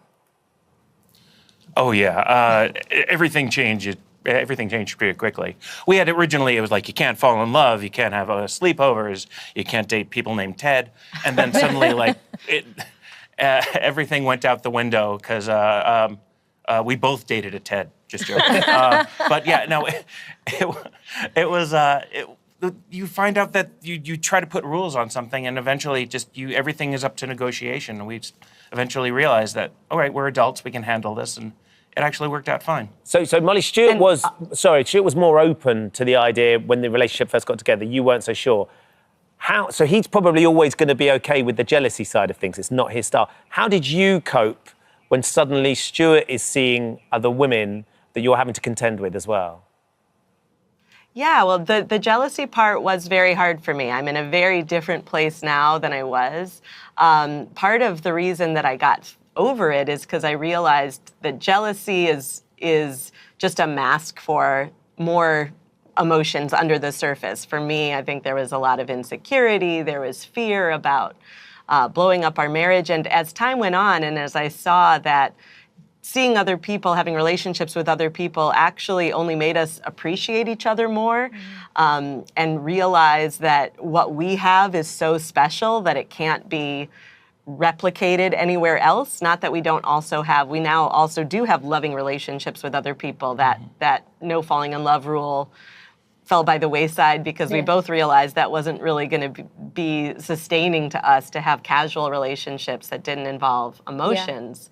Yeah. So we ended up in a very different place now than we were. Okay, and Molly, do you tell each other everything? Is everything kind of out on the table, or do you keep certain things separate? Yeah, I think it's more about knowing what the other person needs to hear and wants to hear. It's more about, you know, being respectful both of the other person's feelings and your own privacy. I'm not a person who would, in any relationship, I think, allow, you know, I wouldn't want my partner looking at my phone or reading my diaries or things like that. I think it's important in a marriage to retain your individual self and some freedom to be. And if you have enough trust and respect for one another, it's not hard. I wonder, Stuart, because one of the things that often that we've talked about on the show as we've come to this interview is that barely got enough time to manage life and my wife and the 2 children I've got, let alone 4 or 5 other partners, 1 or 2 I've been in love with or had relationships with for 9 years. Do you ever get to the point where I just can't be bothered? How do you fit everything in? I don't sleep. It's pretty much just a steady diet of amphetamines. Actually, no, it actually works out. I mean, it's just like you have friends and you keep in touch with the friends. Like, you basically see each other when you can. And, you know, it doesn't have to be these extensive 7-hour, you know, days together. It could just be a couple of hours just going out to dinner or just catching up. Does it ever get too much for you, though, Molly? Do you ever think, oh, crikey, I haven't seen Ted for few months now, I'm getting grief from him because I'm still seeing Stuart, and I've got to service Paul as well, or go out for dinner with Paul. Do you ever see my kids? Yeah, you know what I mean? Do you ever get, I've bitten off too much that I can chew here or anything? Yeah, there's actually a term in polyamory which is polysaturated, and I think it's so funny. I have definitely gone through periods of polysaturation where I'm like, okay, tone it down, let's get back to the basics. But one lovely thing about it is that the default setting is very different than it would be in a conventional monogamous relationship. So we're constantly kind of negotiating and thinking about what is it that's going to fulfill us, bring us joy, bring balance to our lives. And we're not just settled into a rut the way I think can sometimes happen in a long-term marriage. And you guys have kids. They're older kids, grown-up kids. What do they think about it? Yeah, they're 19 and 22. And so the open marriage started when they were 3 and 6. So they didn't know about it until their early teen years. And, you know, it was hard for both of them in their own ways. They're very different people. But I think it's hard for any teenager to kind of wrap their head around, especially their mother as a sexual being. This is not what we talk about in society. But I think it's important for my sons to know that I'm a whole person. I still keep boundaries. We keep our privacy. They don't need to know everything. Although my older son did want to read the book, and I said, if you want to read it, go for it. He told me he skipped, as he called them, the nitty-gritty parts. But my younger son has not read it and does not want to read it, and I think that's a very valid choice. I'd imagine that the most important thing for your boys is that the connection between the two of you, Stuart, is as strong as it's ever going to be, and that's not going anywhere soon. No, definitely not. It's made us better. It's made us, you know, improve the relationship. Like, I feel like everyone's like, oh, it's got to be so strange. It's really not. I still love my wife, and I love her more because I know much more about her, and I think I know much more about myself from this experience. Well, amazing. Thank you so much, Molly and Stuart. There's the book. More is the book that's been written by these guys, Molly and Winder, a memoir of an open marriage. And there is a lot of fantastic testimonies on the back. This book about open marriage is going to blow up your group chat. Breathtakingly candid. Fascinating, guys. Thank you for joining us this morning. Thank you very much indeed. Thank you so much. Thanks for having us.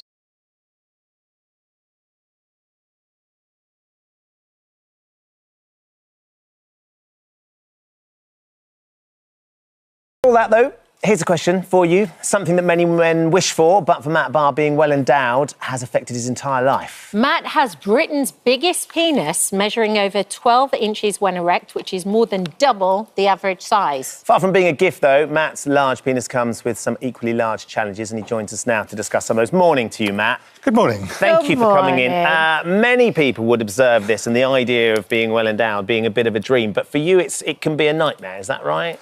Yes, I think people have, you know, it's a very insalubrious topic to bring up. So I think people have learnt a lot of myths from pornography and stuff where they don't realise the implications that it would have when you're actually living with the situation on a day-to-day basis. When did you first realise that perhaps you had a little bit more than some of your classmates or some of your teammates in a sports team or something like that? I mean, predictably, it was in the showers at school. I think that's when everyone has the first encounter with what anyone else looks like. So I sort of grew up as well before the internet as well, so there wasn't even any real expectation of that stuff. And then had a book that my parents gave me about sex education, and then I sort of compared myself to the book, and I was larger, soft than the book said. That was normal erect at that point. I was like, that is, how do you deal with that? Yeah. Yeah, as a teenager, it's tough. Well, yeah, and at that age, all kids want to do is fit in and be the same as everybody else, essentially. Yeah, I think that's exactly what it is. It's people will make fun of you or, you know, for being a freak, whatever the element is, even if it's something that's beneficial in life in some ways. Yeah. It is not what people want. Yeah. They want to just be normal. And when you're not, it's an easy point, especially when I was a very shy kid, so it was not easy to fit in. Yeah, and you kind of want to dispel this myth, essentially, that bigger isn't always better. No, it's definitely not. I mean, besides the practical issues, I think it does come. A lot of the things people think about, oh, it's more virile, you know, you're more manly or stuff. Again, these are just myths you get because the people who are bragging about it often are. A lot of times people brag about it overcompensating, for example, or they just, you know, they want to promote themselves doing adult work where that is a selling point. Sure, but it's not. Again, it's not... In everyday life? In everyday life, it's not. And So for the normal person who has that, well, again, not normal this size, but it wouldn't be beneficial. Yes. There is, I mean, so look, we've got this ruler with us just to try and illustrate. So this essentially is how big your penis is when it's erect. Oh, yeah, obviously the thickness is a lot bigger, but yes. Yes, and of course, we're not taking into the girth. Which is the real issue. So the practicalities of something like that, as much as people might go, gosh, it would be amazing to be so well endowed, what is the reality of that for you, Matt? I mean, the reality is you just have to consider it. It's obviously, I want to say, it's the biggest problem in the world right now. Of course it's not. But it's just something that affects you in a way that people don't think about because they only think about the stuff when it comes to adult content. Yeah. People, or pub jokes, for example, lads cracking jokes. I grew up in the time of the Lad mag when that was like a very much, the bigger is better was the ethos. Yeah. And obviously, we've reached the point now where we're not so far-centric as a culture. There's a lot about women's pleasure and more female voices in the media to be able to sort of dispel a lot of these myths. But certainly when I was growing up, that was not the case. And you just then mentioned women and how do girls react to it when you're dating? It's difficult because it's not something you can really spring on people with a surprise because it just tends to scare people away generally. Yeah. Unsurprisingly. But also you don't want to be a creep and bring it up early, but it's how do you find that balance? How do you start that conversation? It's a big topic to broach. Yes, no pun intended, but it is difficult to be able to raise that without coming across creepy because it is it's a physical practicality. Obviously, you can have relationships without a physical component, but obviously when, ideally if you're marrying someone or settling down, you do want to knowing that's off the table is difficult and, it's not. So have you found that there are some advantages to it and some women would be interested because they love the idea of somebody who is well endowed? They love the idea more than the practicality. Because even, say, in porn, there's lots of filters being used, again, it's very small bodies, like camera angles and stuff, so... and a lot of exaggerations of measurements in that. So when they face someone that's actually that size, it's not what they want, even people who are quite keen generally. But there are people who like it just from a bragging point of view, oh, I've done this, blah, blah, blah. Have you ever been approached by anybody in the adult movie industry to sort of employ it for those purposes? Yes, it's just not, something I'm particularly interested in. No. I think, again, it's a difficult job. It's real work. It's not for me personally. Yeah. And I can imagine it being quite upsetting as well if someone kind of approaches you and goes, yeah, I'm completely into it, and then turns around and goes, no. Yeah, obviously, because people's what's the word? Mouths are big in the stomach is the phrase. Yeah. It's challenging. Or if there's an ulterior motive to it as well. Yes, have you ever had that? Yes, I have been approached by one girl I thought was just a normal date, and then at the end of it, she's like, oh yes, when I filmed for my OnlyFans. It was a bit like... So she was using it essentially as a money-making exercise. Exactly, I think that's the issue. A lot of people do... Obviously, it's only something that usually comes up when, it's a money-making thing as opposed to a practicality. Have you considered surgery? I mean, it seems a ridiculous thing to suggest, but, we see... women would often have, if they've got large breasts, they have breast reduction to try and make that more manageable. There's physical implications with breasts which can make him really, really uncomfortable. Have you similarly thought about that? Yeah, I have looked into this. It's very expensive surgery. It's about £15,000, roughly. Wow. It's not done very often. It's only done normally in the cases of tumours and things like that. Sure. So in the case of normal function, it's not common. Right. And in terms of practicalities, clothes, underwear, just general day-to-day life, how does it affect you? I mean, you can dress around it. It just takes a lot of effort. Obviously, you have to, if you've seen Drag Race, there's a lot of tucking in that show. Yes, It's a similar... So you employ similar tactics? Similar tactics at scale. Just less false eyelashes. Slightly. Yeah. And mine are naturally good enough. So. And you've also been thrown out of the odd yoga class because people have sort of mistook what they can see as you being a little bit aroused. Yeah, I think that's sort of one of the real issues in terms of it. Obviously, again, I was wearing a very baggy shirt, baggy shorts, but yoga, you make positions, and I think people just got the wrong idea, and that's sort of the way it sometimes goes. But again, you can dress normally in baggy clothing, and it's not too difficult. There's custom underwear that exists as well. So you've written a book about your experience. Tell us about the book. Yes, so I was on a documentary a while ago, and people approached me and said, "Oh, this would be good. You've got an articulate, hopefully erudite, and an amusing way of talking about this problem, which very few people really have. Do you want to write more about it from this perspective? That's a non-adult point of view. It's probably a bit neurotic journey through life with this gift or curse, depending on how you look at it. And yes, hopefully be out next year. And where can people, if people are interested in hearing about the book, where can they pre-order that? My pre-orders are available, but the website, biggestpenisbook.com. So that's your website? My website for, yes, all the news. Okay. Well, it's fascinating, Matt, because you can imagine that the majority of people watching will be going, "What an absolute gift to be able to sort of stand there and have, more than enough." Would you say having a smaller penis you would be happier than having the biggest penis in Britain? Well, in terms of the things people think of as gifts, I'd much rather have, wealth or the good looks of Mr. Ben Shepherd, for example.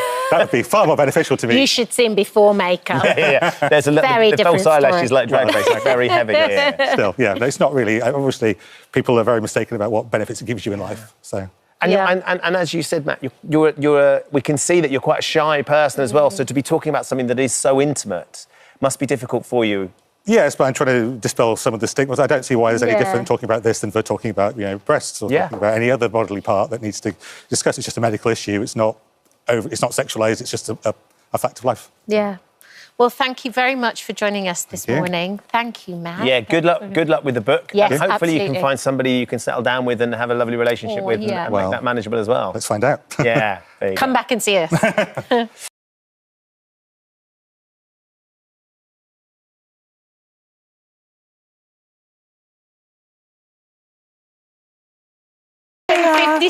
Cuddling dogs. Hello, dogs. I mean, just how handsome is he?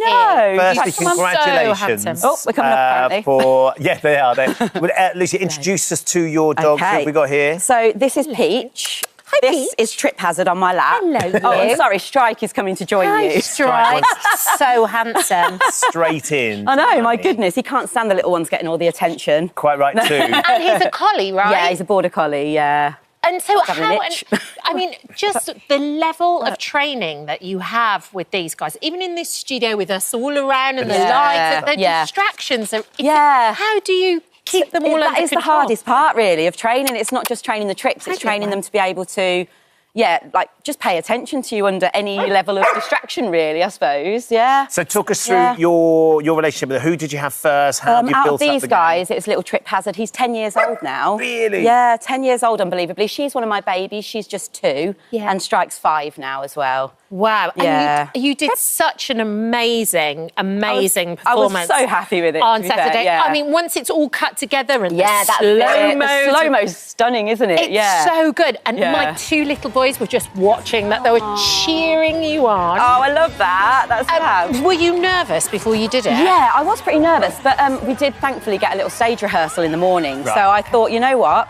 I'll go for that, stage rehearsal. And I thought then I can make sure the younger 2 are happy, OK. Is this the post-performance massage happening apparently right now? Apparently so. And because I could see they were very happy in the theatre and stuff like that, I thought, I'm going to go for it. And they were really happy on stage. Yeah. And stuff. That's the, We've seen you in the past. Yes. You've been in Britain's Got Talent in the past and you got to the final. I did, Obviously a long time ago now. Yes. But you decided to come back. Well, that was with Trip. That was with little Trip here, yeah. So you've come back and I mean, the wonderful thing watching the boys commentating on Saturday night when more and more dogs kept coming out. Yes, how much harder is it when you've got 4 dogs or 3 dogs to control than just significantly so, yeah, because it's just, you're just hoping that everybody does their part, and that nobody gets a bit distracted or nobody, because they're doing so many things interacting with each other as well, so they're relying on each other. It's not just sort of me and one dog. Sorry, he's such a fool. He's like, and one dog. More. Yeah, we have to run everybody's part going right, I suppose. And it did, so we're really happy. I mean, I do feel slightly ridiculous asking this question, but we have to do it. Yeah. Do they like doing it? Or is it, because some people might say, it's cruel. Yeah. I mean, it looks as though he's quite... I mean, sorry, We do get some interesting comments, though. It's like because people think they look so well trained, it's like they don't understand that they are just normal pets. They live in our house, they're our family. It's a bit of an extracurricular activity for them, really. That's all it is. Like with Strike, for example, collies were bred to herd sheep and stuff like that. But we don't have a herd of sheep. So, people can do bits of tricks or agility or obedience or different things just to keep their brains and bodies occupied, really. Yeah. The training's all done with treats or their favourite toys. Yeah. Lisa, how do you go, though, from sitting, rolling over, lying down, to hugging, Was it Strike that jumped on the back? Trip jumped on the back. I mean, how do you even go about creating that and doing it? I mean, it's all taught with treats. And like with Strike, for example, I can teach him quite easily to hug a cane or something like that, or a broomstick you can use even. And then once he can do that, if you've got two dogs that have got a really solid relationship and they're really happy with each other, you can sort of use treats to, I use treats to lure Trip to Strike, and then Strike would put his arm around Trip, and we built it up from there until we can eventually like fade out the hand signals and get it on a verbal cue.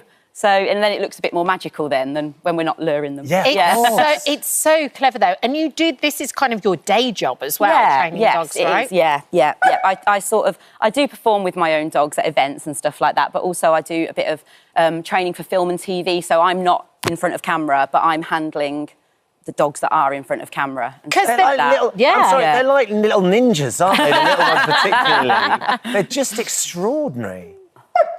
That's some of my TikTok there, that is. And actually, Trip's been in a few things as well. He was in Ted Lasso, am I right in saying that? We've got a bit of Trip in Ted Lasso. Taught to... We got that? No? Oh. Should have. Taught to cock... There we go. Taught to cock his leg on cue. As if he's having a wee there, but he's not having a wee, I can assure you. That's a trained back foot target to make it look like he's having a wee. So, back foot target? I've not heard it called that before. Yeah, we teach them to target their back foot to something and it looks like they're having a wee. So, and you did so well on Saturday night, 4 yeses. And then Simon came to the side of the station. That was magical. That like blew my mind. What did he say? He said he was so glad I came back. Yeah. I mean, he did ask about how the dogs were trained as well, but that meant quite a lot to me that he said, like, he was so glad that we came back. I thought that was... Yeah, it was really amazing. The thing is, though, Lisa, as you know, you've got to get through the next stage and then get through to the lives. And it has to escalate. We've seen some amazing tricks from you now. Is there bigger, more exciting, more complicated things? Yeah, definitely. I mean, we put that audition together quite quickly, really. So I really hope we get through because we've got a lot more that we can do. And the one thing I was going to say, is there like a mystic trick that you've seen done that you think is the hardest thing to do? Like conjurers often think, or escape artists often think there's the one thing they always try to do and they don't quite make. Is there one that you would love to be able to trick? Is it like a 3-dog stack or something like that? Oh, I've never thought about things like that. Yeah, more multi-dog tricks maybe. Yeah, my brain was already going to individual dog tricks, but yeah, maybe I need to think... Yeah, maybe I need to think like cheerleaders or something. Yes, exactly. Yeah. Absolutely. And do you think you've got what it takes to win? Do you think you can I do think so, I do think so now. The dogs, I feel like everybody's in their prime. Peach, you coming to join us? Peachy. Come on, Peach. Come on, you come and join us. Yeah, I feel like everybody's working together really well. Everybody's in their prime. I feel like, I feel really good about it. I do feel really good about it, definitely. Yes, yeah. Treats. Treats now. Treats. Well, like chaos. You have entertained us so brilliantly on Saturday night, and we're keeping our fingers crossed for you. Thank you. Good luck. Thank you so much. The next one, and the 3-dog stack or whatever it might be. Yeah. Maybe you've given me some. That's it exactly. Yeah, you've given me some inspiration now. Thank you, Lucy. No worries. And the dogs as well. They're off. Peach rounds.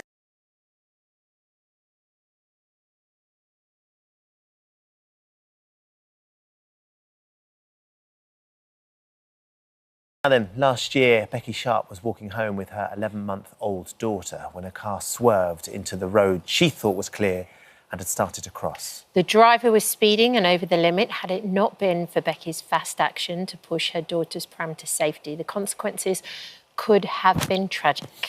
Becky's injuries at first looked to be life-changing, but 1 year on, she's defied all the odds and is here now with her daughter, who was in that pushchair, Lorena, and also...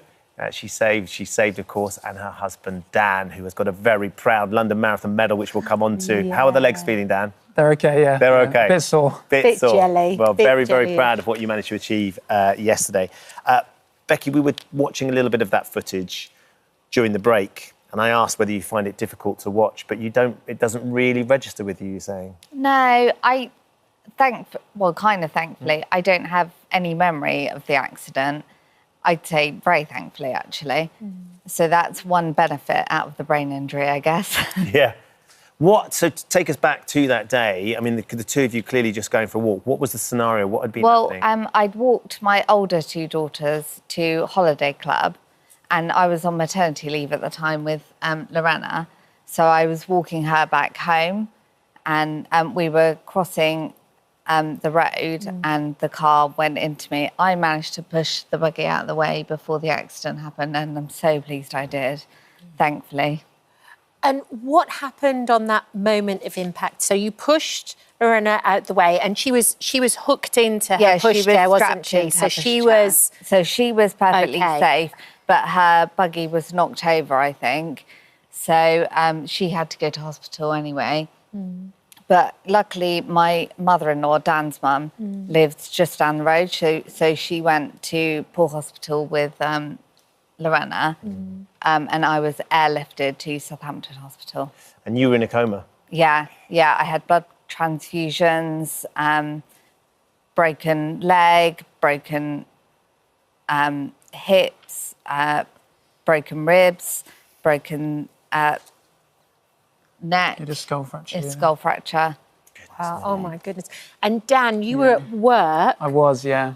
Do you remember the call coming through? Yeah. What was it like to get that call? Yeah, I mean, your world just falls apart. Yeah. And I spoke to the police officer and he just said, your wife is very, very poorly. And I knew, they don't say that for no reason. No. Like I knew it was touch and go. And yeah, you just go into a response where you have to do what you need to do, and went and picked up Lorena, and then we made our way to Southampton and saw Becky in intensive care, where she was there laid. God, I can't imagine what it must have been like for you, Dan, and for the girls, for all three of them. Fortunately, Lorena was so small, I'm not sure that it was an issue. But for the other two who are older, how do you cope in that sort of scenario? How do you get through those 8 weeks she was in the coma and then the months of rehab afterwards?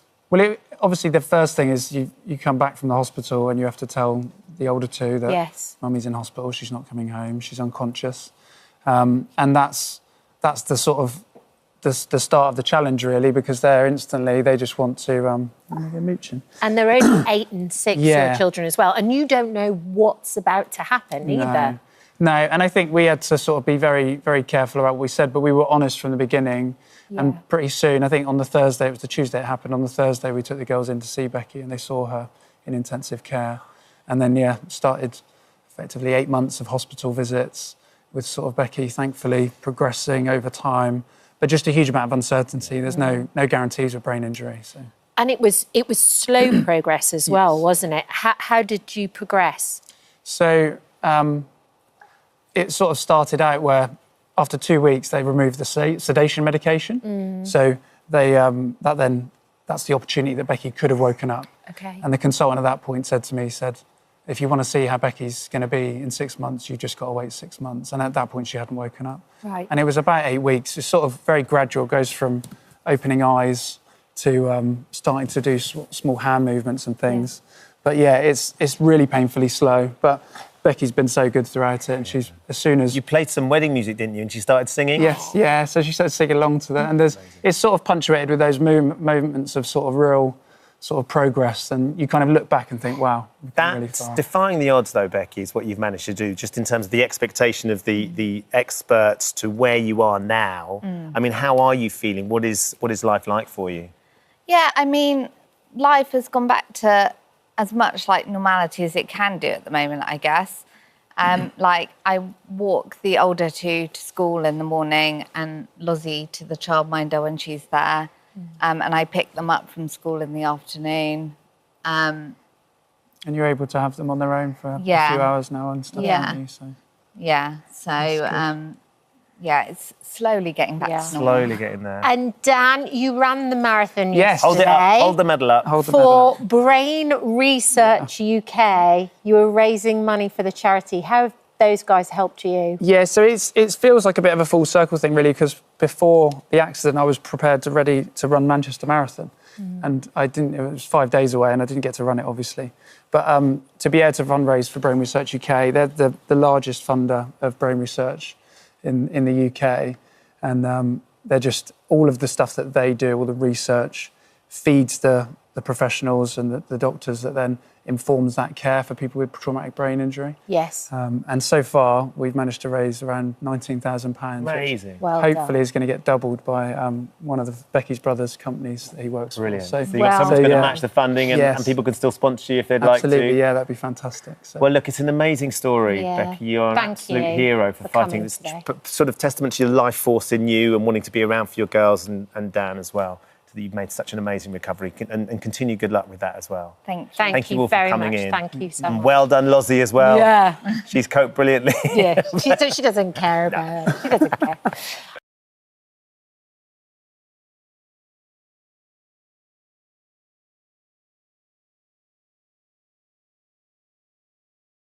Before all that, if you take a look at our sofa right now, it might seem like we've opened a creche for newborn babies. Who would trust us with their children? Certainly But not us. if you look extremely closely, you might be able to spot that these are actually super lifelike dolls. Yeah, they're known as reborn dolls, which don't just look like real babies. They actually also weigh the same. They've got real hair. Some of them can even have a heartbeat. We're joined now by their creator, Jane Seddon. Good morning. Morning, Jane. Morning. How are you? I'm good, thank you. So tell me, first of all, I mean, you can't make these dolls and not love dolls. So where did your love of dolls come from? Well, I didn't really have many dolls when I was a child. I think, had one because I was one of 5 children and 4 of them were boys. So, okay. You know, then it was kind of everything was handed down, you know, that you got as gifts for Christmas and birthdays. So, and I had a friend who had a really lovely dolls pram and a beautiful baby doll. And I always wanted one, never got one. So when I discovered porcelain dolls to begin with. Yeah. Oh, yes. And I was a stay-at-home mum because I had 2 sons that were quite ill. Okay. So I then started to make porcelain dolls and sell them, and that grew into quite a big business. And I used to supply 40 shops all over the world. So, you know. There you go. Find something you love and do it really well. The extraordinary thing is that these aren't porcelain, though, are they? No. And I've just picked this one. I haven't. The weight of this doll feels like a real baby. It's been a long time for you, Ben. It has been a really long time, but you do feel like you're holding something very precious. Yeah. When I'm holding. Yeah, they're weighted specially to feel like a newborn baby. Do you mind if I go round for a newborn? You're going to go I and want find a a real newborn. I want a newbie. How did you suddenly? So you shifted from porcelain to these reborn. Yeah, well, I did porcelain for about 15 Amazing, isn't it? years, and then that kind of, you know, became less desirable. Right. Okay. And then somebody in America was making these reborn dolls from baby dolls that they would take apart and then paint them to look like a real baby. So initially when it started, there were no kits or anything like that. Yeah. It was literally taking apart baby dolls, and that's why they're called reborns. I see. And then that kind of, we heard about it here in the UK, and because I was already making dolls already, I then started to make the reborn dolls. I mean, they're so... Look at my thumb. I'm doing this, and I don't know why I'm doing it. The workmanship on this is absolutely exquisite. You've done an amazing thing, and I think that's one of the things is that they are a little bit eerie as well, until you put your hands on them and you can sort of realise. And there is something about them, maybe it's because we've seen films and bits and pieces where dolls come, but they feel so lifelike, but they're not. What do you say to people that say, oh, it's a bit sinister, it's a bit weird? Well, what I normally say is once you get to like look at the doll and feel it, you will change your mind really, because the feel of them, it's got a good feel about it, and that's why they're good for children with autism or adults with autism or dementia, Alzheimer's and things like that, because they produce like a hormone in your body that is a feel-good hormone. Can you feel it? And, you know, it gives you confidence. Like I made a doll for a young man in his 20s. He had autism, quite severe. But he found that when he carried the baby with him, if he went on the bus or whatever, it just gave him the confidence to go out on public transport, you know. So I do have to say, so when I saw them when we were rehearsing this morning with the director Nick, we were and I was like, oh, that's very, but weirdly, holding them feels different. Holding them feels completely different. Yeah, I totally agree. Completely different. Yeah. But then you can make them smell of babies. You can also put heartbeats in them as well, like properly bespoke them for... And breathing mechanisms. So they'll breathe up and down. Yeah. They are beautifully made. How much is one of these cost? And what's the basic model and what's the most expensive? Well, they start from around about 200, 250 upward. From there. And what would be the top thousands. end? Thousands. So a breathing mechanism and a heartbeat, that's going to get all the more expensive. Yeah, but it's also to do with some of the dolls are limited editions, so you can't buy them again. You can't buy the kits again. Right. And that makes them really valuable. But they've got like hair and everything. Yes. How do you do the hair? That's done with goat's hair, Angora goats. Right. I've got 4 Angora goats. Oh, you've got your own goats? Yes. So you keep the goats for the hair, for the baby, for the dolls? And we dye it and, you know, make it for our dolls. So, it's... And it's an extra... You've been able to make, as we were saying, this hobby of yours into a really successful bussess. Yes. It means you've been able to look after your boys and work from home and create something that you're really passionate about. Absolutely, yeah.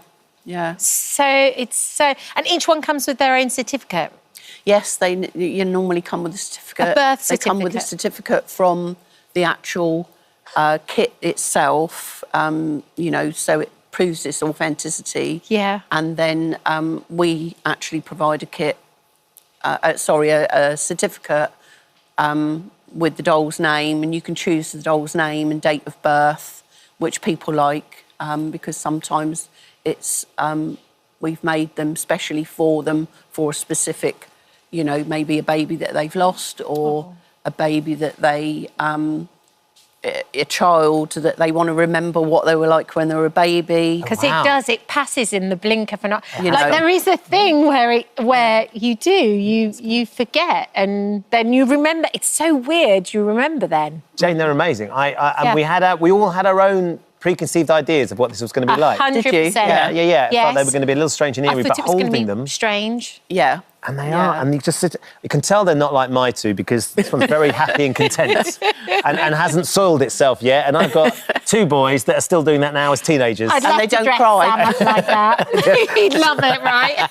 He really would. Jane, thank you for bringing them in. Thank you very much. Thank Just you. extraordinary. You're welcome. And they are beautifully made as well. They really are. Thank you. Lovely to meet you.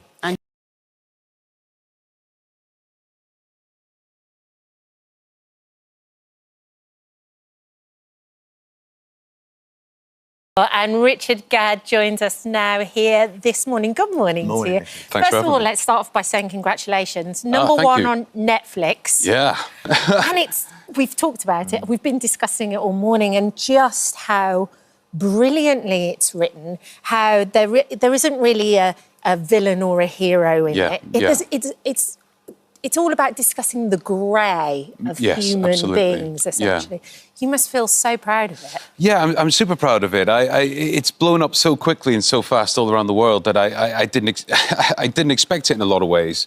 I really believed in the show, but the fact that it's gone so sort of stratospheric so quickly for such a cult, quite niche sort of story, I mean, it's kind of amazing. So it's clearly struck a chord. The underlying thing is this is your lived experience. You actually went through this. So we're watching this very dark comedy because it's written like that and it is funny happening and the whole time thinking, crikey, you actually went through this. When did you think this extraordinarily traumatic 4.5 years of your life would make a great comedy drama? Well, I'd started sort of doing it on the stage. I'd gone through some pretty bad things, stalking and stuff that probably can't discuss at this time, but you know... They're all in Baby Reindeer. Yeah, they're all in Baby Reindeer, yeah. And I got a catharsis from going to the Edinburgh Festival and actually performing these plays and exploring the themes and just getting it all out there. And I achieved sort of acceptance around them.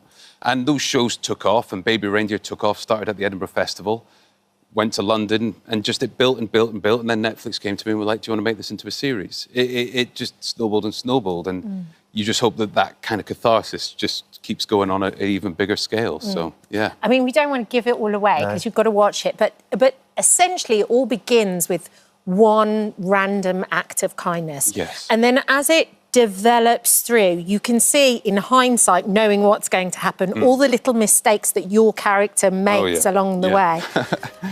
But is that kind of what happened in real life too? Yeah, absolutely. It did all start with a drink on the house. And I knew almost immediately, that's why so much is made about that look up in episode 1, that look up that Martha does.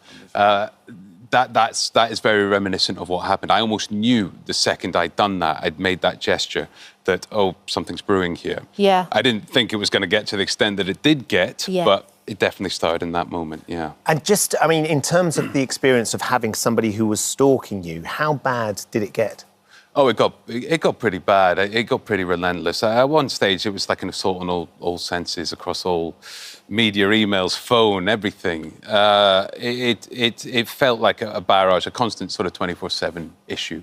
And you found, I think one of the things that I get from the series is that you understand that you have a responsibility within that as well. You had, at certain periods, as Kat was saying, you had done things that perhaps when you look at it, you think, maybe I encouraged some of this and I shouldn't have. Yeah, absolutely. I didn't want to do a sort of... It felt too easy to do a cup of tea and, aren't I such a victim? It didn't feel that way. Exactly. It didn't feel that way in life. I indulged it. I was in a bad place. I made stupid errors. I sort of felt like I needed someone to give me attention in a way because my confidence was rock bottom. And I wanted to get that in. I wanted to show the nuances of the human condition, really. I wanted to show that people are a mixture of good and bad. And I think stalker stories usually tend to be one person's good, one person's bad. And I wanted to kind of get away from that. I have to say, your co-star as well, Jessica Gunning. Yeah, amazing. How she transports herself from in a split second, from being incredibly aggressive and very frightening to suddenly being... Sweetness and light. Yeah, you feel so sorry for her. She's heartbreaking almost. Yes, It must have been great to be opposite her. Oh, I adored her. There were times when we'd be shooting shots and the camera would be over my shoulder on her and I'd forget to say my lines because I'm like, God, she's so good. She's just so good. Oh, sorry, I've messed the scene up. And she's remarkable. I think she's the best actress in this country. I do. And I always had her in mind for Martha.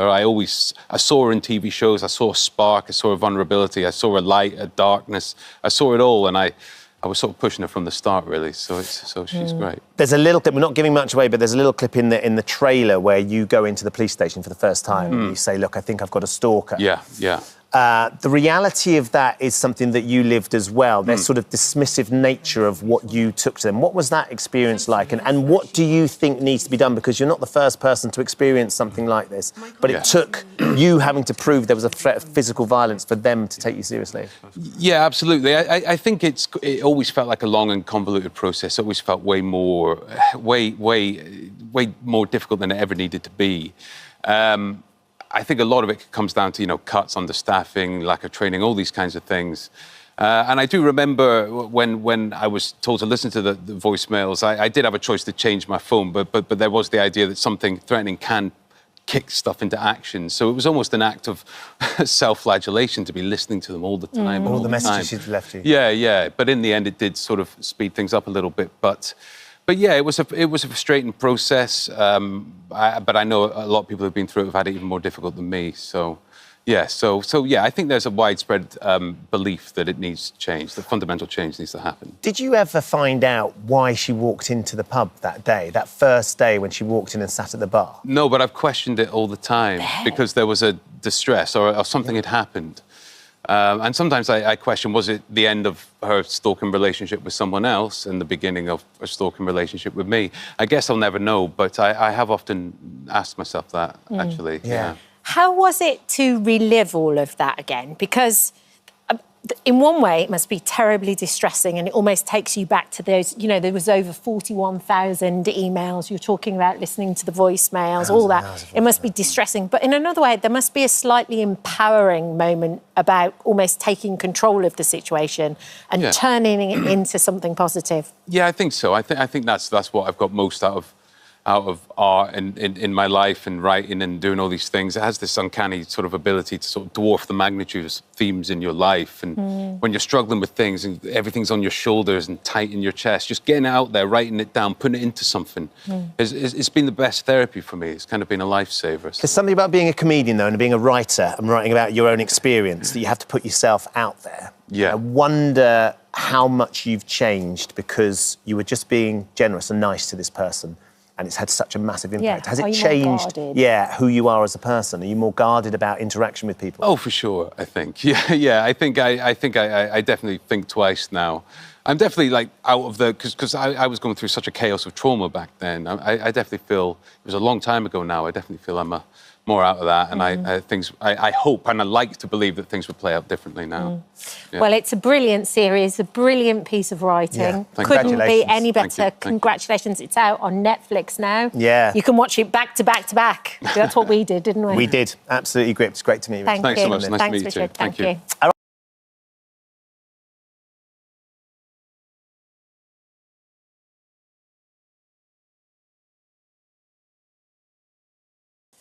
And three of the friends who brought said racehorse join us now, as well as Showtime Mahomes himself, alongside trainer Grant. Good morning. Good morning, guys. Good morning. Good morning, gents. Lovely to see you. Lovely to see you. Can I just ask a quick question? How many pints had you had when you decided to buy this horse? I think we lost count, haven't we? Yeah. I had to strike while the iron was hot, you know. So after a 6 or 7, I maybe pushed the idea again. It started to snowball, and the next morning we got in touch with that man. Yes. But we also met over pints in the RA. It's amazing what happens after a few beers. Yeah. It's the most wonderful documentary, this, in so many ways.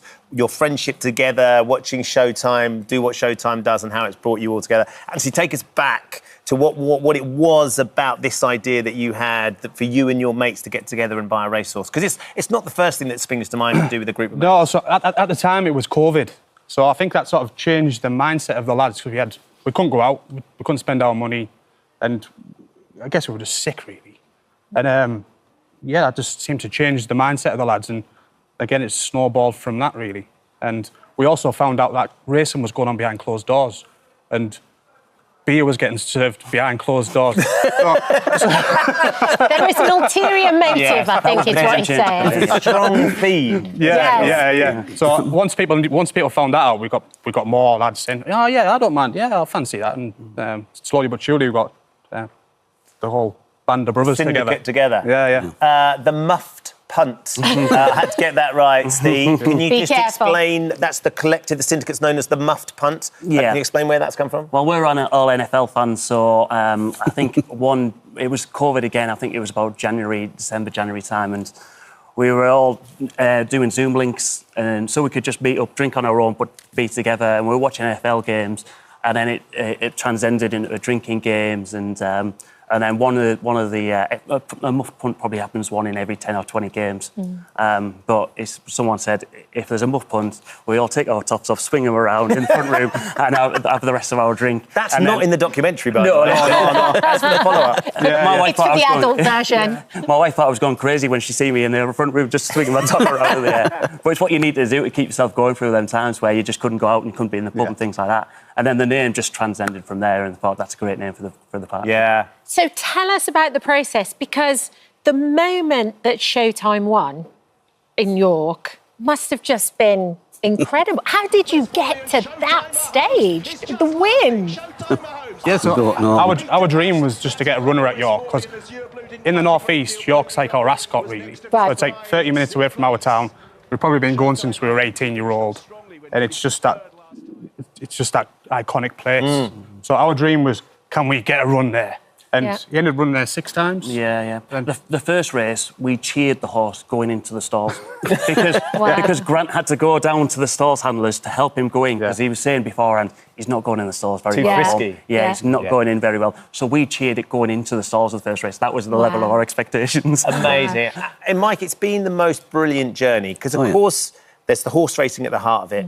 But what's all the more important is the friendship between you guys in the partnership as well. And that's been hugely important for you, hasn't it? Because you sadly lost your wife, lovely Barbara, and your mum. And the friendship and the support you've had from your mates has been really, really important, hasn't it? Oh, yeah, because, I mean, when I lost Barbara and my mum in the space of 5 weeks, pretty dark days. I mean, that was in COVID as well. And then obviously getting together with these guys and getting a racehorse and taking us on this amazing journey. It's been fantastic. I wouldn't swap it for the world. Giving you a bit of purpose as well. Oh, yeah. You know, it makes days look... You know, when we go into the races, it's something to look forward to. Yeah. Getting together, getting smashed. Mike's only small as well, so he gets smashed a bit quicker than the rest. Is that why he's always eating? Because it's in the running theme as well. Mike's got to be fed. So, Mike rates the courses by grub, as we call it, up north grub. Yeah. So he's... York's the best. York's the best for the food. Catwick's worst. There was one time, wasn't there, where she read the dessert menu out. She was going, we've got creme brulee, we've got sticky toffee pudding, we've got apple crumble. Mike went, yes. All 3. There was options. There were options. Well, Grant is down there with Showtime now. Good morning, Grant. Good morning. Good morning. So tell us a little bit about training Showtime. Oh, Showtime's is a really easy horse to train. We've got quite a few here, and he's been a pleasure to have. Has Showtime exceeded your expectations, though? Because the boys were saying they just wanted to get a runner at York, but to have a winner at York is exceptional. Yeah, absolutely. It's very difficult to win at York with any horse, but when you're starting on such a low budget, it makes it even more difficult. So it's much more of a surprise. Your ears just dropped out. Let's just get his earpiece just popped out. Sorry. That's okay. And how much is it to train Showtime, Grant? The costs can vary with how many times he runs and where he runs at, but somewhere around the £2,000 a month mark. So winning certainly makes a difference to the fees, of course. Grant, how do the owners of Showtime compare to your other owners? Well, they're great fun and very enthusiastic. And I remember the very first time Showtime ran at York, he was in the 5:20 race, which was the last race of the day. Oh, dear. And some of them were struggling to stay upright at that point. And I bet even more so after he won. Yes, exactly. Yes. There is some magical moments in this documentary. I urge everybody to watch it. It's on tomorrow night, I think, 9 o'clock on ITV and ITVX. But your families are all hugely important to all of you, Anthony. And your 2 boys. Yeah.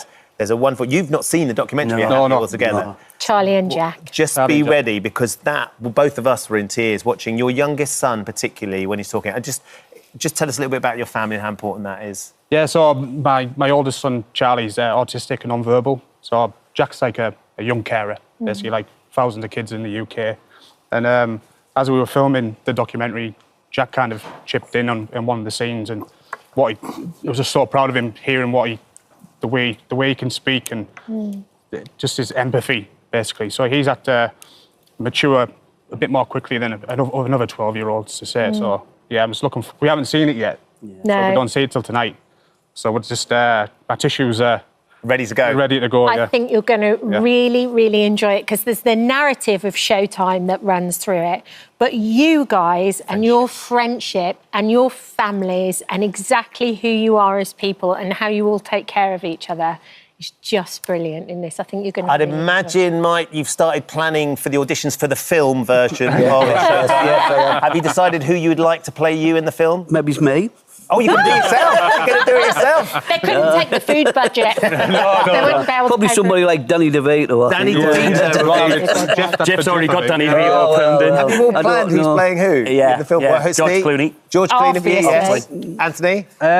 Henry Cavill, some of that. Henry Cavill. Yeah, some of that sort. Nice. Amazing. Well, it's on tomorrow on ITV at 9 o'clock. It's showtime. Don't miss it. It's a really wonderful, great. wonderful really, documentary. Really Good luck for the oncoming season as well. Yes. Grant, thank you very much in Showtime for joining us this morning. Thank you. He is It's a beautiful horse. And the horse is nice as well. Grant can play himself in the movie, by the way.